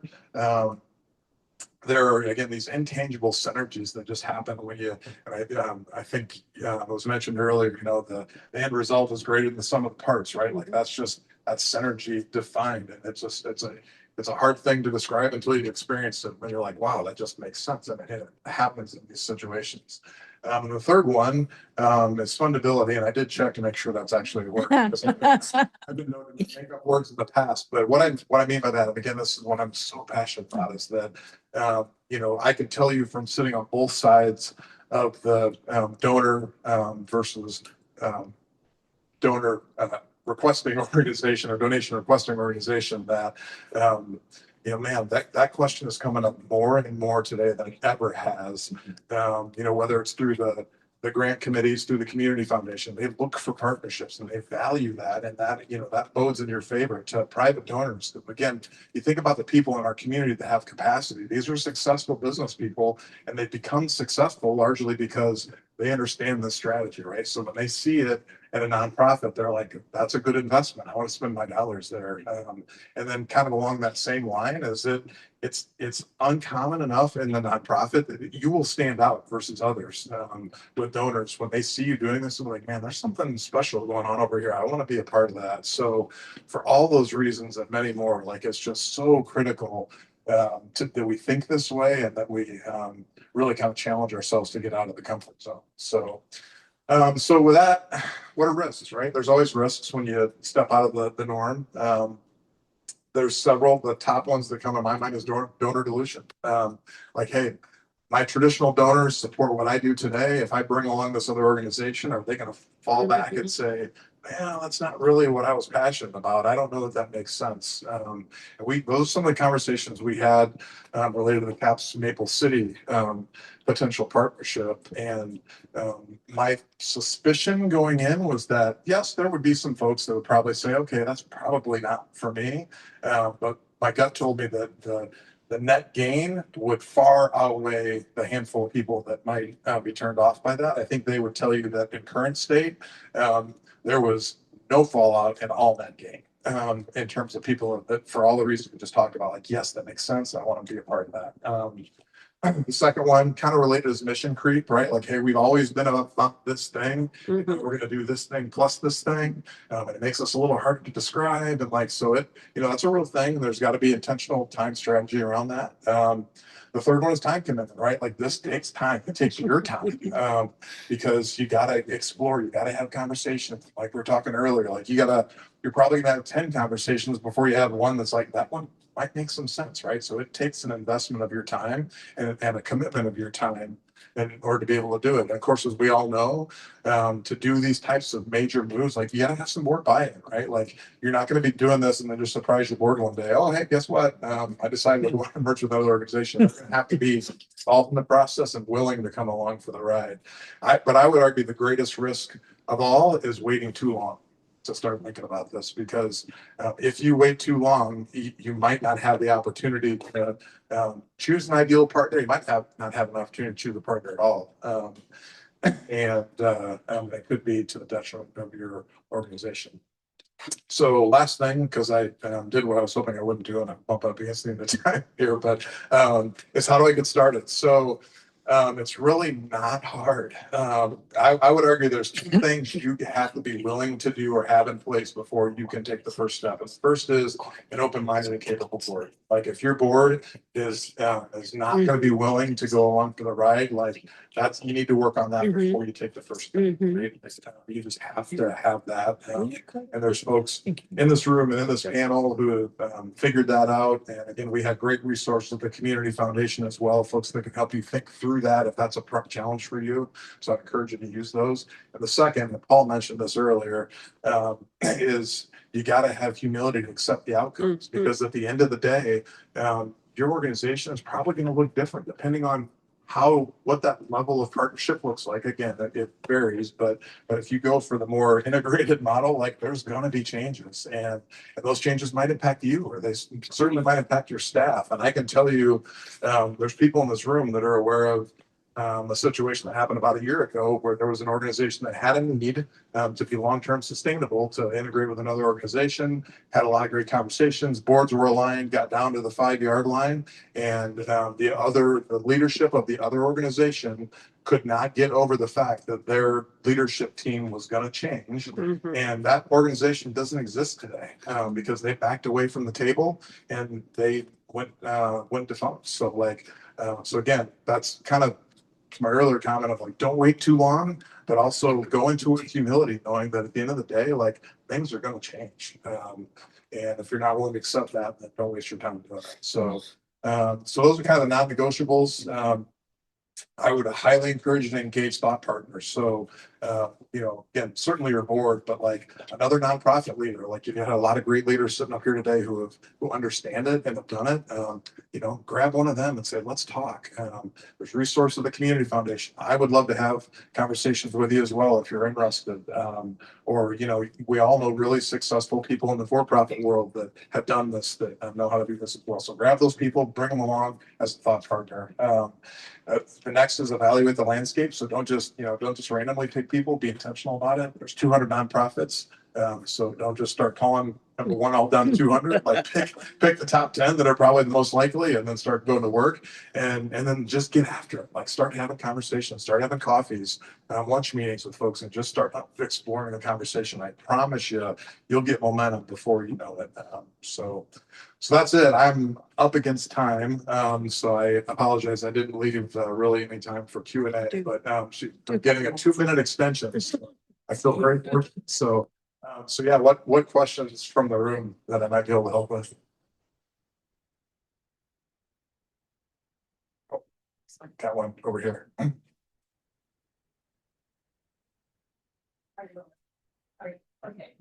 Thank you so much for today's presentation. I wanted to particularly ask around why consider partnerships and the 3 reasons, specifically the sustainability. I think that as we face just different shifts and even just unknowns as organizations and as people in our community, specifically in the state of Indiana, sometimes we're prompted to question how we approach, right, fundability or even sustainability. But also personally from the organization that I serve at, Lacasa de Amistad, we are Latino led. We serve primarily Spanish speakers, primarily people who are undocumented. And so language has been such a key topic when thinking of partnering and also funding, correct? And it's often been against our mission to partner with, and we haven't done it, right? That's what we have felt to be radical in the sense of the term of saying we unfortunately do not partner because this is not aligned. But it's a disservice, right? At the end of the day. So my question is how are we approaching this as a community? What have you observed? How are organizations responding to still try to serve as many folks? I would say, in my opinion, we're still very much in the infancy stage of this in the nonprofit world. It couldn't be clearer in my mind that it needs to happen and that organizations that don't explore this, are going to look a lot different a few years from now, certainly 5 to 10 years from now, but maybe even a few years from now, that don't do this. But it goes back to that mission and vision, right? Like, so if I'm in your shoes, the first thing I'm doing is, and I understand you've got probably some unique criteria there as well that you have to work around, but I'd zoom out a little bit and just say, what other organizations care about the same things I care about, right? Like, and at its core, you care about people, right? Like you care about the people that you're serving. And so the first thought that comes to my mind, and again, may not make any sense, but is, I don't know, faith-based organization, churches, right? Like there's probably some churches out there that have a similar clientele that you do that just care about people. And maybe that's more of a behind the scenes partnership in terms of, as opposed to outward facing partnership, and there might be some opportunities in that space. But at the end of the day, sustainability is about two things. It's about cost reduction and it's about revenue generation. And so if you look for partners that you align with missionally, that can help you with one or both of those things, like that's kind of what you're looking for. So hopefully that helps. But understand that many organizations have kind of unique qualities to them that they kind of narrow that field from 200 to maybe down to 20, right? So yeah, good question. Okay. So, okay. All right. I have overstayed my welcome. So thank you for your time. I appreciate it. Andy, thanks.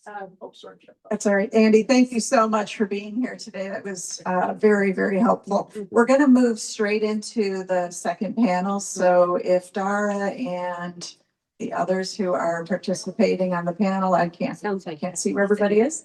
Come on up, and I'm going to hand this over to Dara. I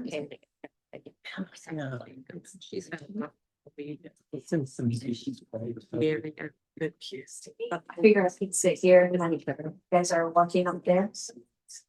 Yeah. When you speak first, like each of you could go up to the podium.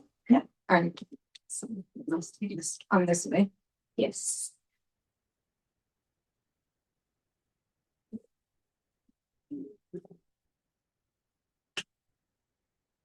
Well, good morning, everyone.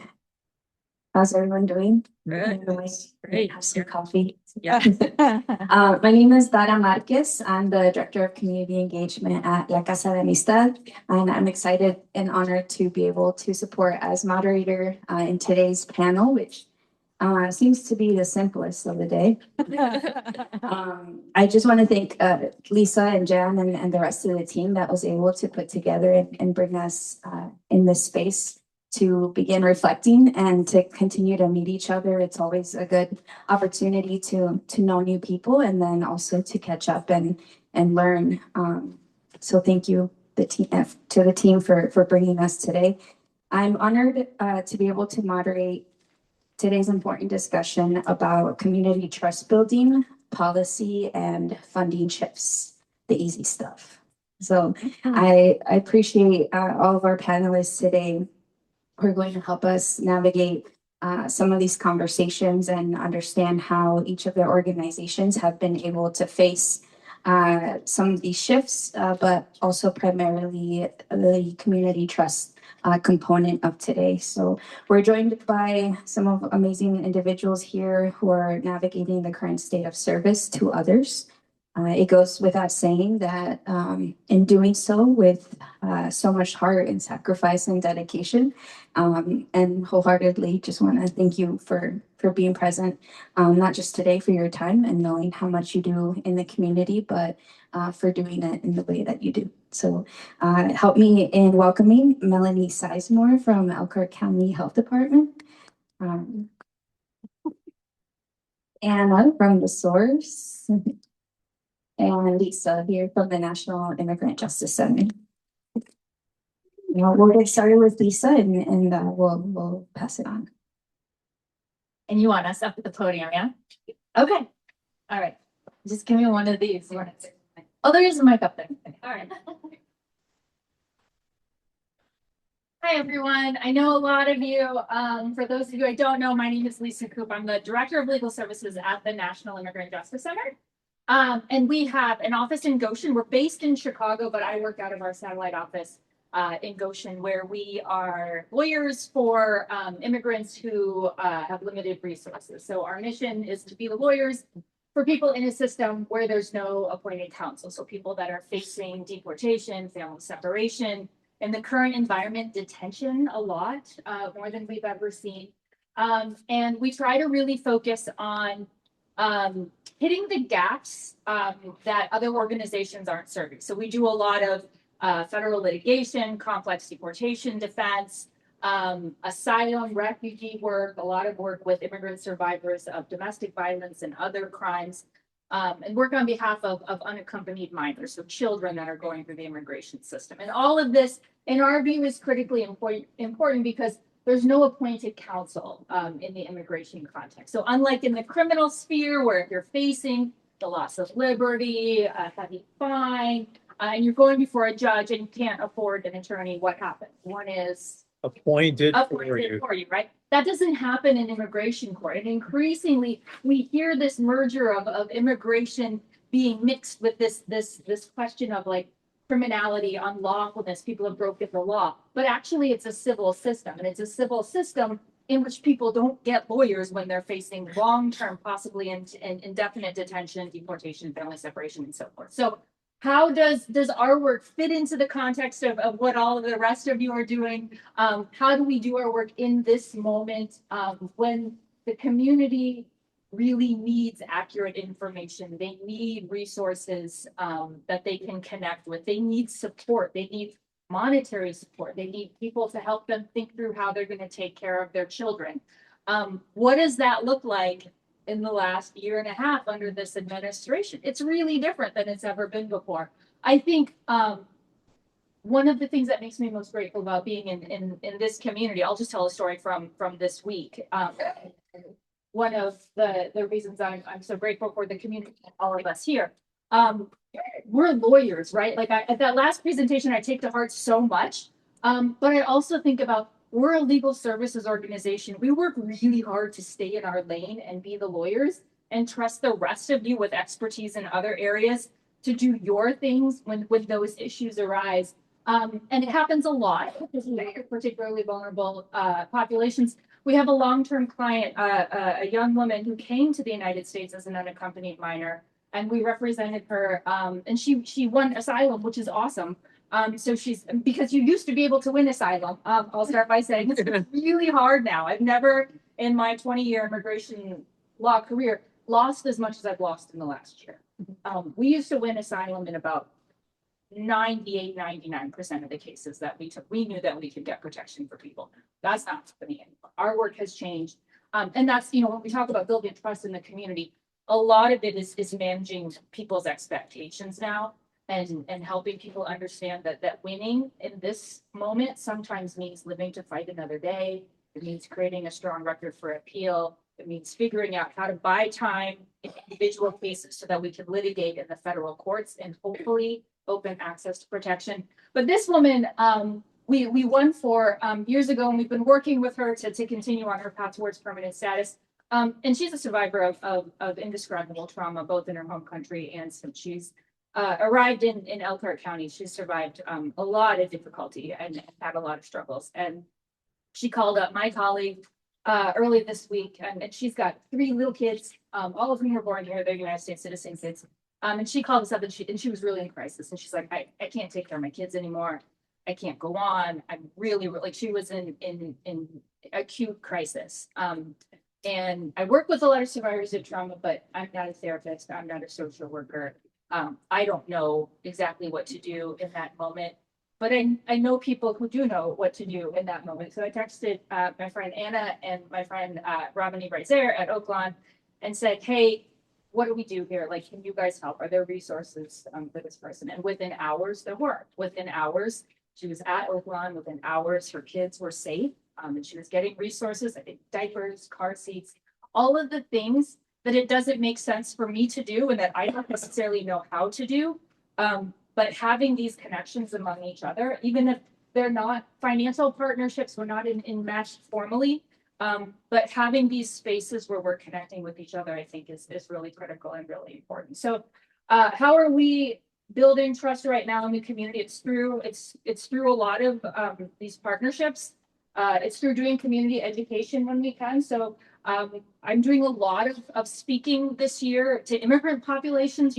Before inauguration, we were doing a lot of Know Your Rights. There was a real appetite in the community for what does it mean? Now we go do Know Your Rights, like we call them KYRs, and people are like, we know, make them show a warrant, don't open the door. Like that's good. We've sort of like saturated the community with those basic Know Your Rights. And now people are like, okay, what does advanced legal orientation look like? And we're doing that. And we're doing that at immigration jails now. So once a month, we go down to Miami Correctional Facility, which is a maximum security state facility where we are detaining 500 to 1,000 immigrants from our community, people from our community. So I got a text last weekend from a teenage boy who said, they took my dad, he's at Miami, like, can you help me? So going into the facilities, that's been a real shift in our work, trying to do detention work. Suing the government for unlawful detention of people, but also doing a lot of information sharing with other populations. So business leaders call me up and say, hey, we're really worried about losing our employees. We're gonna have to, we're already thinking about this and that product line that we're gonna have to shut down if our workforce goes away. So what does that look like? How do we advise them? Faith-based groups, our community is full of such passionate faith-based organizations from across the spectrum. Like this is no longer a right and left issue. It's a lot of people who care about their neighbors and want to know, how do I intervene on their behalf? How do I protect my neighbors? How do I support my community? And so giving them accurate information to think about what those steps are, I think is really important. Going into schools, you know, basically saying yes to a lot of these conversations that we're having, I think is really important. I'll maybe just say one more thing on the question of how we reacted to shifts in funding. We lost, so my organization again is based in Chicago. We lost $5 million in funding to provide legal services to unaccompanied minors, to children, because the federal government just summarily, this was during Doge, they just summarily canceled our contract one, you know, Wednesday afternoon. And we're litigating that and we're working to get that funding back. We also lost funding to do Know Your Rights presentations at the immigration courts. So we do help desks where there's an immigration court in Chicago, there's an immigration court in Indianapolis where people from our communities go to see the immigration judge. A lot of them are unrepresented. We have a help desk there where people can go and ask questions and get guidance, and that's been a really critical resource. And private philanthropy has stepped in and supported that work and continued that work in the absence of federal funding to do that. So that's been really critical. And so, yeah, thinking through how we do these partnerships, how we build trust. Those are maybe my initial thoughts. I want you to have time to hear from my panelists. Then Dara will lead us through some very insightful questions. But yeah, thank you for having us here today. I'll maybe hand it off at this point. But Would you like to go, Melanie? Thank you, Lisa. All right, I am Melanie Sizemore. I'm the health officer for the Elkhart County Health Department. So as many of you know, public health, or what you may think you know, is related to COVID. So 5 years of COVID taught you everything about public health, right? So what we do is serve the community as a whole. So we serve Elkhart County in whatever capacity we need to, particularly around health. If it isn't health related, we do a warm handoff to whatever organization it is that they need at that time. So I always say to people, because even some of our elected officials don't really realize that we serve the whole community. Everybody needs a birth and death certificate at some point. I mean, we're all gonna die. So our family is going to need a death certificate. You are going to need a birth certificate for your child. That's the whole community. My elected officials don't think of that as the whole community. They think of it as we serve those individuals. So I have to explain to them constantly how we serve everybody. We do immunizations. Yes, we have a program specifically for children who are uninsured or underinsured, but we also do, you know, immunizations for adults, older adults. If you need a shingle shot because you're 50 or older, come to the health department. We do maternal child health programs. Whether you are on Medicaid or not, we can connect you with services that you may need on mental health, whatever, we connect you. So one of the things that I always like to point out is there have been a million changes in public health with this administration. So federally, and then obviously rolled down to state, MHAM has sort of changed our ideas of what public health truly is. So we look at, for example, they are trying to rewrite a vaccination schedule for children. Whether you agree with it or not, if you're anti-vaxxer or not, there is a reason we have that schedule. So having to take that information and then of course, now it's stopped by a judge.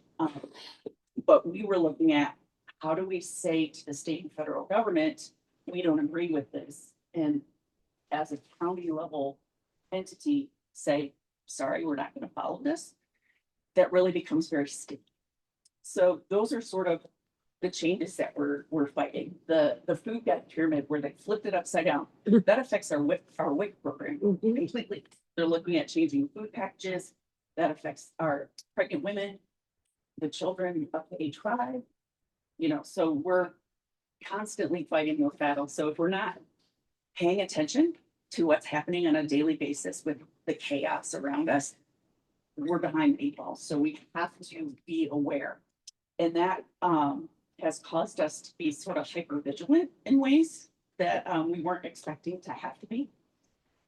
But I will go back to more changes. Health First Indiana is an initiative from the state Department of Health. That gave us funding to broaden the services that we are doing. And we offered grants out into the community for services that we can't. Mental health being the biggest one. It was our number 3 priority in our community needs assessment, but that's not our specialty. So we were giving grants out into the community to organizations that can do that work. That funding has been cut back because Governor Braun thought that was a wise decision. Whether you agree with that or not, it's not my choice. We got a 73% cut in our funding. We do receive funding at the county level, but the state funding was really, in our opinion, to enhance and to make better the community's health and well-being. So that cut made it so now I have staff that can do those services, some of their services, but I have no money to give to organizations to say, hey, we recognize that you're doing a great job. Here's some funding to keep you going. We can no longer do that. So we went from getting just under $5 million to 1.3. It literally, that is my staff. So we have truly no money for anything else, but we're hopeful. So I always tell my staff, the crystal ball, it's a little foggy at times, but it's showing that some of that funding may come back. So if you're familiar, you may have heard that Governor Braun put $200 million back into the child care voucher program. So he's starting to realize some issues happening. So we're hoping that he's hearing and seeing that in public health. But those changes have already caused major adverse reactions. We are already starting to see negative health outcomes in the community, and we will long term, because as you all know, it takes years to get your program up and running, getting the results that you want, and then continuing that. Obviously, that funding is a huge piece of that, but then the trust that you gained along the way. So you lose that funding, you can no longer do it if you're on a smaller scale, and you lose some trust. But then when you want to bring it back, it's another 5 years before you're really starting to see the results. So those are some of the shifts we've seen over the course. With trust in particular, COVID made us take a big hit. There were a lot of things that happened we had no control over. I'll always defend the health department and what it is we did, because we truly did not have any control over it. We didn't, for one, we didn't start COVID. We didn't want COVID. None of us were trained to handle a pandemic. I was trained to be able to be a public information officer on an emergency that lasts 2 weeks. 5 years was not on my timetable at all. I had another job to do. So we're still living with some of that end result of COVID. I still receive emails from people that are trying to tell me how bad the COVID vaccine is and how, you know, and while I always want to say, get over it, I know that that's not where I like to work at. So, I mean, I take their information for what it is and move on with my day. But that lack of trust that caused has really put us in sort of a precarious place, not only with our elected officials, but with the community as a whole. So we've had to do a lot of trust building, not only internally, because with us being so entrenched in COVID, a lot of my staff is still dealing with some PTSD from it. It was difficult. So we have to rebuild those internal connections, rebuild the staff, so they believe in public health once again and understand that we are doing what we need to do for the greater good of the community. But then externally, I have to also obviously work with the community to help them understand what we are doing is for them and to improve their health and well-being.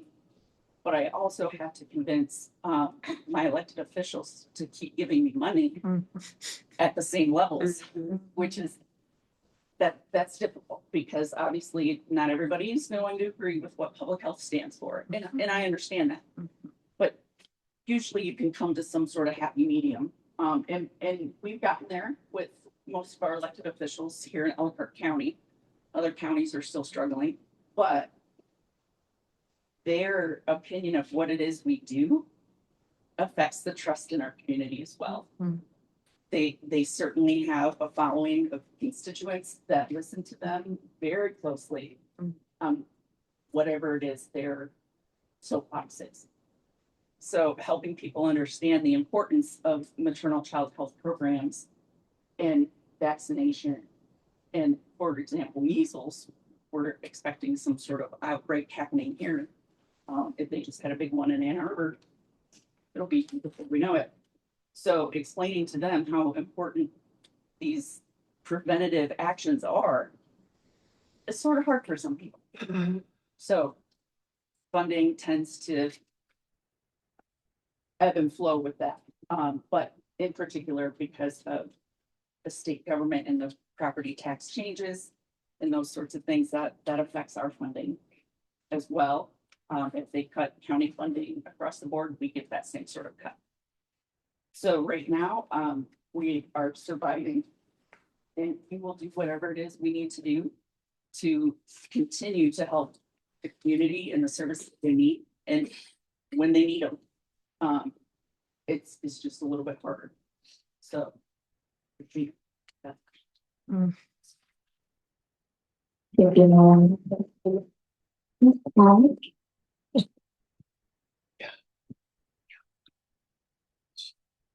Hello. So I can tell a little bit about the source at the beginning, but our mission statement is that we creatively connect, collaborate with, challenge, and equip families, partners, and systems so that everybody has a sturdy bridge from the transition from crisis to stability.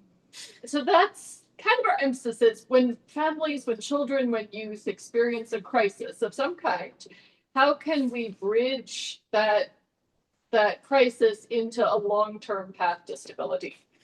And the way we do that is through partnerships.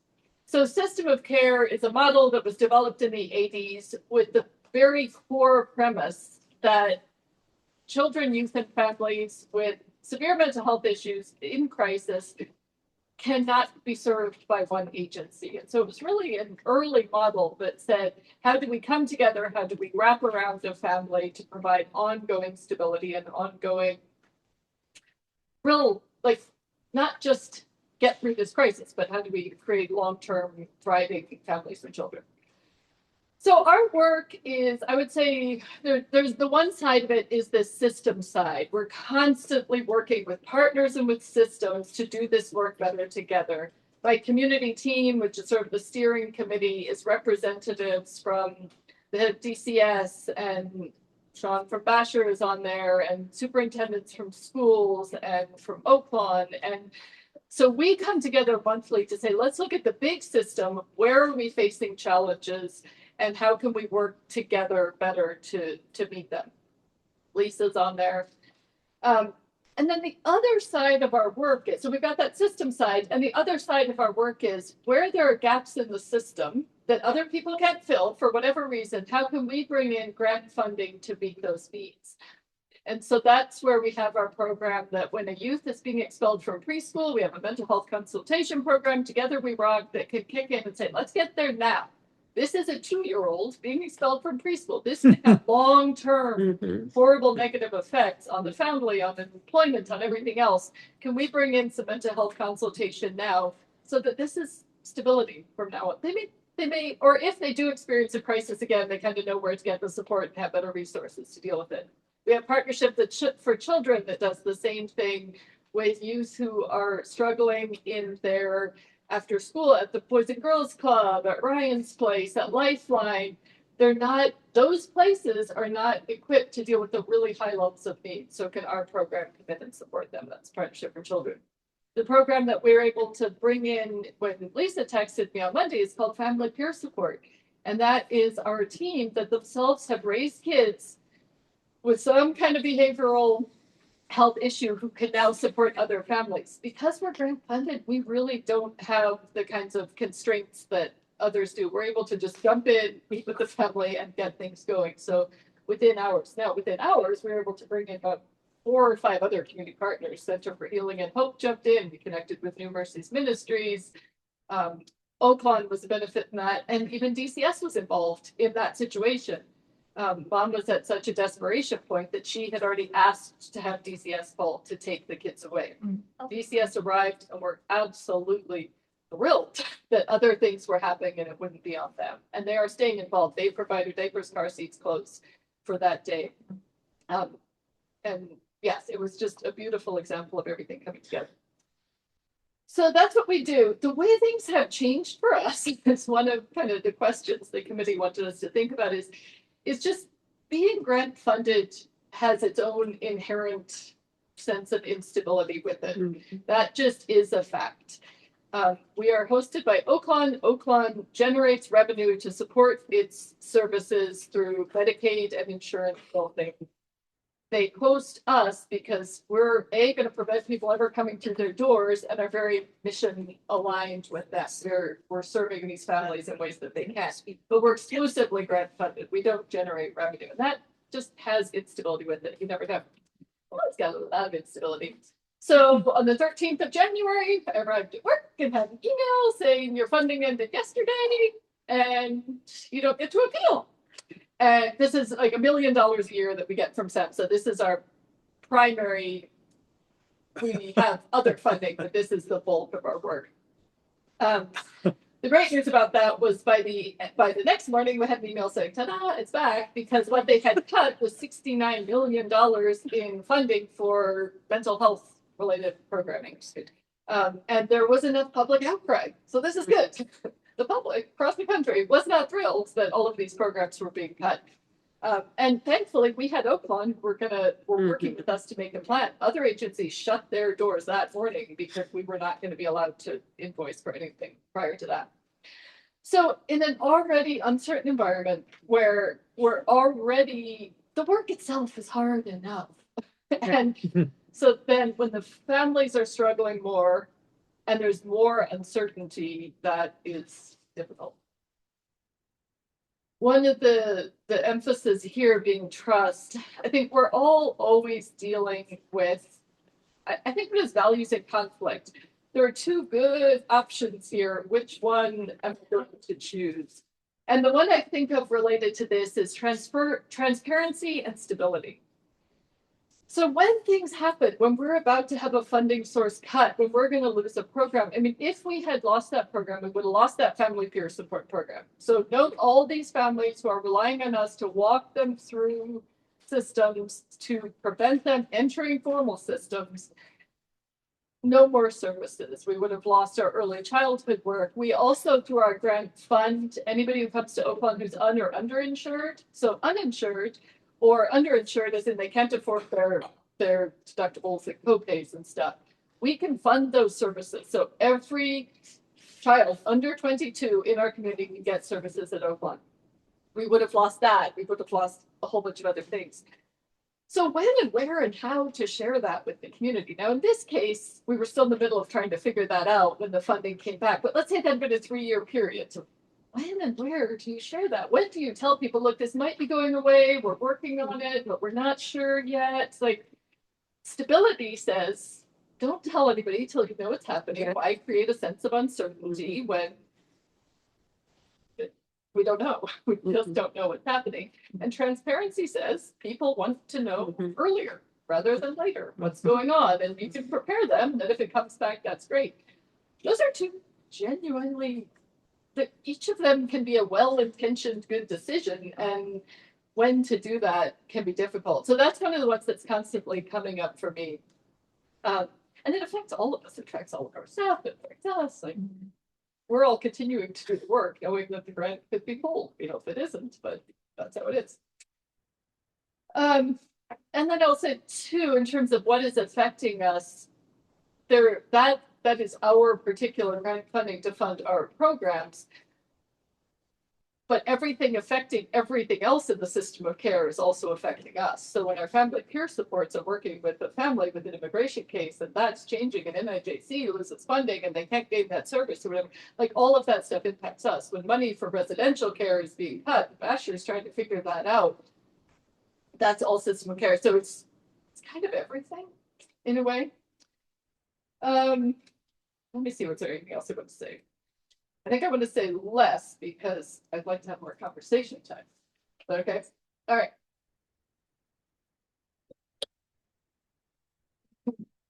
Thank you all. Thank you, Melanie and Lisa for the time and all the experience that each of your organizations have faced in time of uncertainty and time of shifts, but also sharing some of those real examples that that apply to these changes. So we're going to give some time and open up the microphone to see if anyone would have any starting questions for any of our 3 panelists. I know it's a good time. Yeah. So one thing that did occur from COVID was the data that is now available that highlights racial disparity. And this is something that's very, very, very, very important to me. I want to know how that trust building could be implemented, what you guys are working on to gain the trust of the Black community, especially because we have been victimized for centuries. Well, It's a public health crisis. It was listed as one that is causing loss of years for life. So Black people are dying earlier due to systemic racism. Yes. So one of the things that we've done in our data collection is to highlight those issues in the Black and Brown community. So we are, and my staff are aware of what's going on. So we know in maternal health and infant health in the Black community is very high. We have certain zip codes where it's even higher.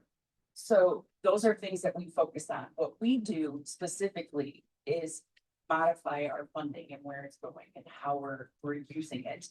So one of the things that we've done is to connect with Minority Health Coalition and helping some of the programs that they do so we can see outreach there.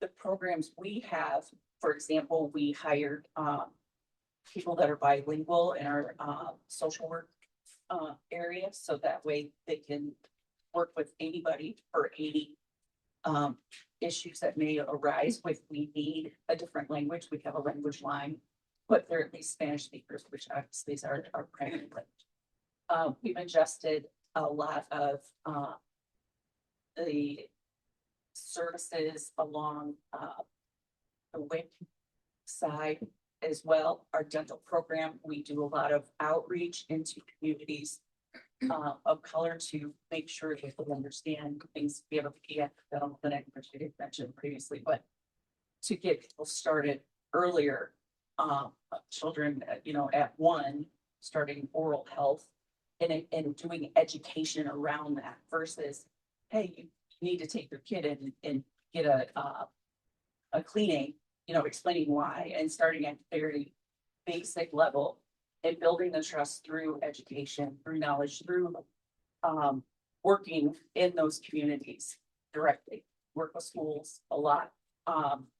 We scaled back a little bit on it because some of the policies have changed, but we have a huge focus like Elkhart, implementing services. I can give you more specifics if you want that. We later. I think this is also so relevant to mental health. There are similar sorts of things there. This is a policy change. For example, on the grant we're on, when we got the one we got in 2024, one of our requirements was to write a disparity impact statement. Yeah. And we had to look across the system. What are the racial disparities and how are we going to address them? We're not allowed to do that anymore. So we are still doing the work, but we're not allowed to talk about that. We're not allowed to submit that. That is gone. They even took away words like, okay, we thought, okay, we'll get around disparities by talking about access. Because when we talk about mental health disparities, it's about, do we have equal outcomes in access, use, and outcomes? Is everybody getting in the same? Are they getting the same quality of services? And are they getting the same outcomes? And that's what we were looking at. We're technically not allowed to do that anymore. We keep doing that and we will continue to. That's what we're passionate about. But we worry about the cultural shift that will bring. That as new, depending how long this goes, do we lose that emphasis? Do we lose that? So one of our emphases going into this grant is, what about the people, like we can look at exit, we can look at use and outcomes. What about the people who aren't even getting the services they need? How do we even find the people who aren't? And that's through partnerships, largely. So we're doing a variety of things, but one of them, like for example, I saw Coach Kay and Jeremy are here from a Power Center. We're partnering with them to do Therapeutic Thursdays at the Tolson Center. It's a 3-way partnership so that sort of that low barrier, trusted messenger,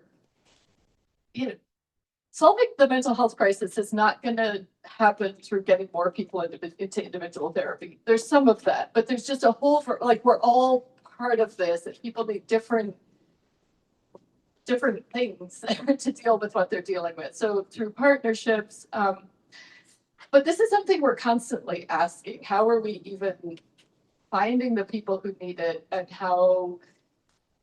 then what do? We have another team of youth people where we brought out some youth apprentices that we're hoping they can go into our organizations and find youth who might be struggling, who aren't going to tell a grown-up about that, but are they going to tell a youth, or by the youth doing the presentation or something like that? So no great answer. It's something to keep working at, and if you have more ideas, I would love to hear them. Well, one thing I would say is that it is a little bit insensitive to combine brown and black, because historically the things that harm them have been different. So it's not fair to combine both people together. And just to speak to that, our data does separate all of that out. So if you look at it different. I was just trying to give broader scope, so everybody understood that. Thank you. I appreciate the comments also earlier on around cultural shift and how that continues to impact trust within the systems of care, right, as it's referred, and ultimately that goes beyond some of the language and the different changes in access that we've seen. So thank you. Any questions? I have one question for each of you to share briefly your insight. We've shared different ways that that policy changes have impacted our funding, our trust building, and also our staff and our teams in our community overall. And We've seen essentially systems tremble with these changes, right? Whether it's because of fear of surviving as an organization, for some folks, fear of literally surviving, right? How do you envision community after this trembling, or as we are trembling in this moment? How do you envision a new community?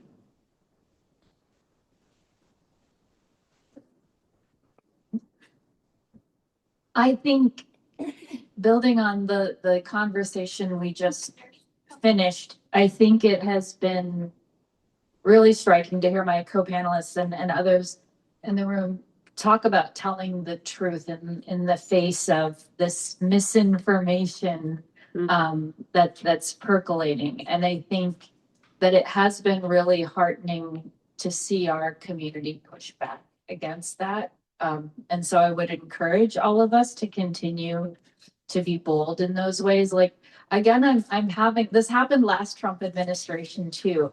I'll have people that I think politically are pretty different than I am, come and ask for private conversations and say, I don't like what's happening. I don't, this isn't what I thought I was voting for. Like, how do we move back? Someone even said to me, like, how do we just begin with love? How do we, we all like have these core principles and values that I think it's really important for us to keep talking about even when there's risk. And I think this is where support from private philanthropy, like not feeling like, oh, we're going to lose our state funding, we're going to lose our federal funding, our mission is not going to continue because we're doing these things that maybe rub against the messaging that's coming from our governor, our president, our the administration. And so I think that's really important. And one example I think is really interesting. We filed a brief on Monday in the Indiana Court of Appeals, and we don't usually get involved in state court stuff, but there's this case that's unfolding that some of your organizations, I think, are aware of, where our Attorney General, Todd Rokita, has issued these civil investigative demands to a lot of nonprofits saying, like, open up your books, tell me about your donors, give me your client list, give me your patient lists, because I'm investigating you. And he's really targeted organizations that serve immigrants, that serve Haitian immigrants in particular. I think there is racial animus and motivation in these investigations. And we were invited to file a brief speaking to that. And so we did. And it feels a little risky to have National Immigrant Justice Center writing this brief that's saying Todd Rokita's actions against these entities that he's filed these investigative demands is racially motivated. It is motivated by animus, but I also think it's really important for us to say those things, to create these records, and to educate our Court of Appeals and probably our Indiana Supreme Court on what is actually going on here. That, the Attorney General says that he is looking for people who are vulnerable to human trafficking. But that's not what's going on. That's not what this investigation is intended to do. And so I think it's really important for us to say those things and to stand behind our missions. And I think we're bringing people along with us. And so I just think it's so important for us to continue those conversations. During COVID, one of the phrases that I would kind of lean on was never waste a good crisis. Think, okay, what is coming from this? What good can we get from this? And so from this current crisis, my hope is, I think I love your question, like, that we'll be distilled to our best. And then as we're all becoming more efficient, we're figuring out who we can lean on, how we can do our work better. This is a completely separate thing, but I was reading an article the other day about what the second generation of NBA superstars and how it's changing the game. And the idea was these NBA superstars who grew up in poverty with difficult circumstances and developed in those situations now have these very wealthy children. And they're trying to create enough adversity for them to still become these great superstars. And it was very interesting. Anyway, my point is that without adversity, like, sometimes we don't make the best decisions. Or, if we all had tons of money, we'd probably all go do our own thing, and that would be great. But this is forcing us to figure ourselves out and figure out how we work together. What is important? What communities are suffering and how do we serve each community in the way that is best?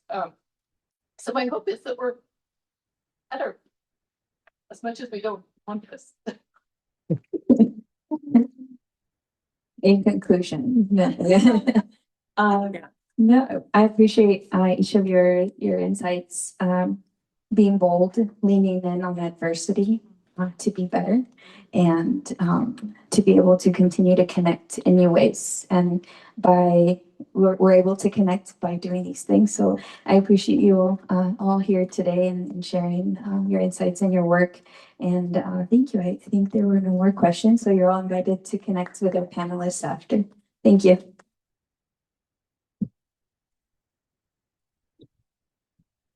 Thank you so much. And I just want to say one thing before Jan does the closing. The things that were important to the community before January 2025 are still important.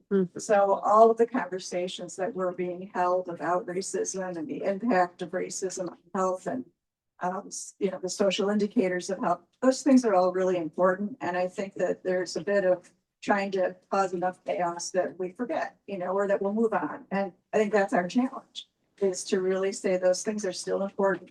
And it's really on us to keep those conversations going. So thank you for your comment on that as well. So I want to say thank you first off to MHAM staff and the source staff for doing all the logistical things for today. So and hand things over, hand the mic over in this very long cord. It's Jan Merrill, Director of Outreach, Community Outreach and Education. Thank you, Lisa. Thank you. I was going to thank Lisa and Anna in partnership for this bringing together some great minds and great conversation, as well as Lisa did the MHAM and the source team. We also want to thank our keynote speaker, our panelists, and all of our moderators for coming. Let's just give them another hand. Okay, for all of our wonderful resource organizations that are here. If you did not get an opportunity, please stop by and get some information from each of them. And we want to thank all of you for taking time out to be a part of this great conversation on today. Please help us out by completing the evaluation on the back of your program. It'll just take you a few minutes to scan it before you leave today. That will be very helpful as we begin to prepare and do other events and summits. Your feedback is very important to us, so we appreciate if you would do that for us. Is there anything else? All right. Again, thank you all for participating today and enjoy. Hopefully the rain will hold back.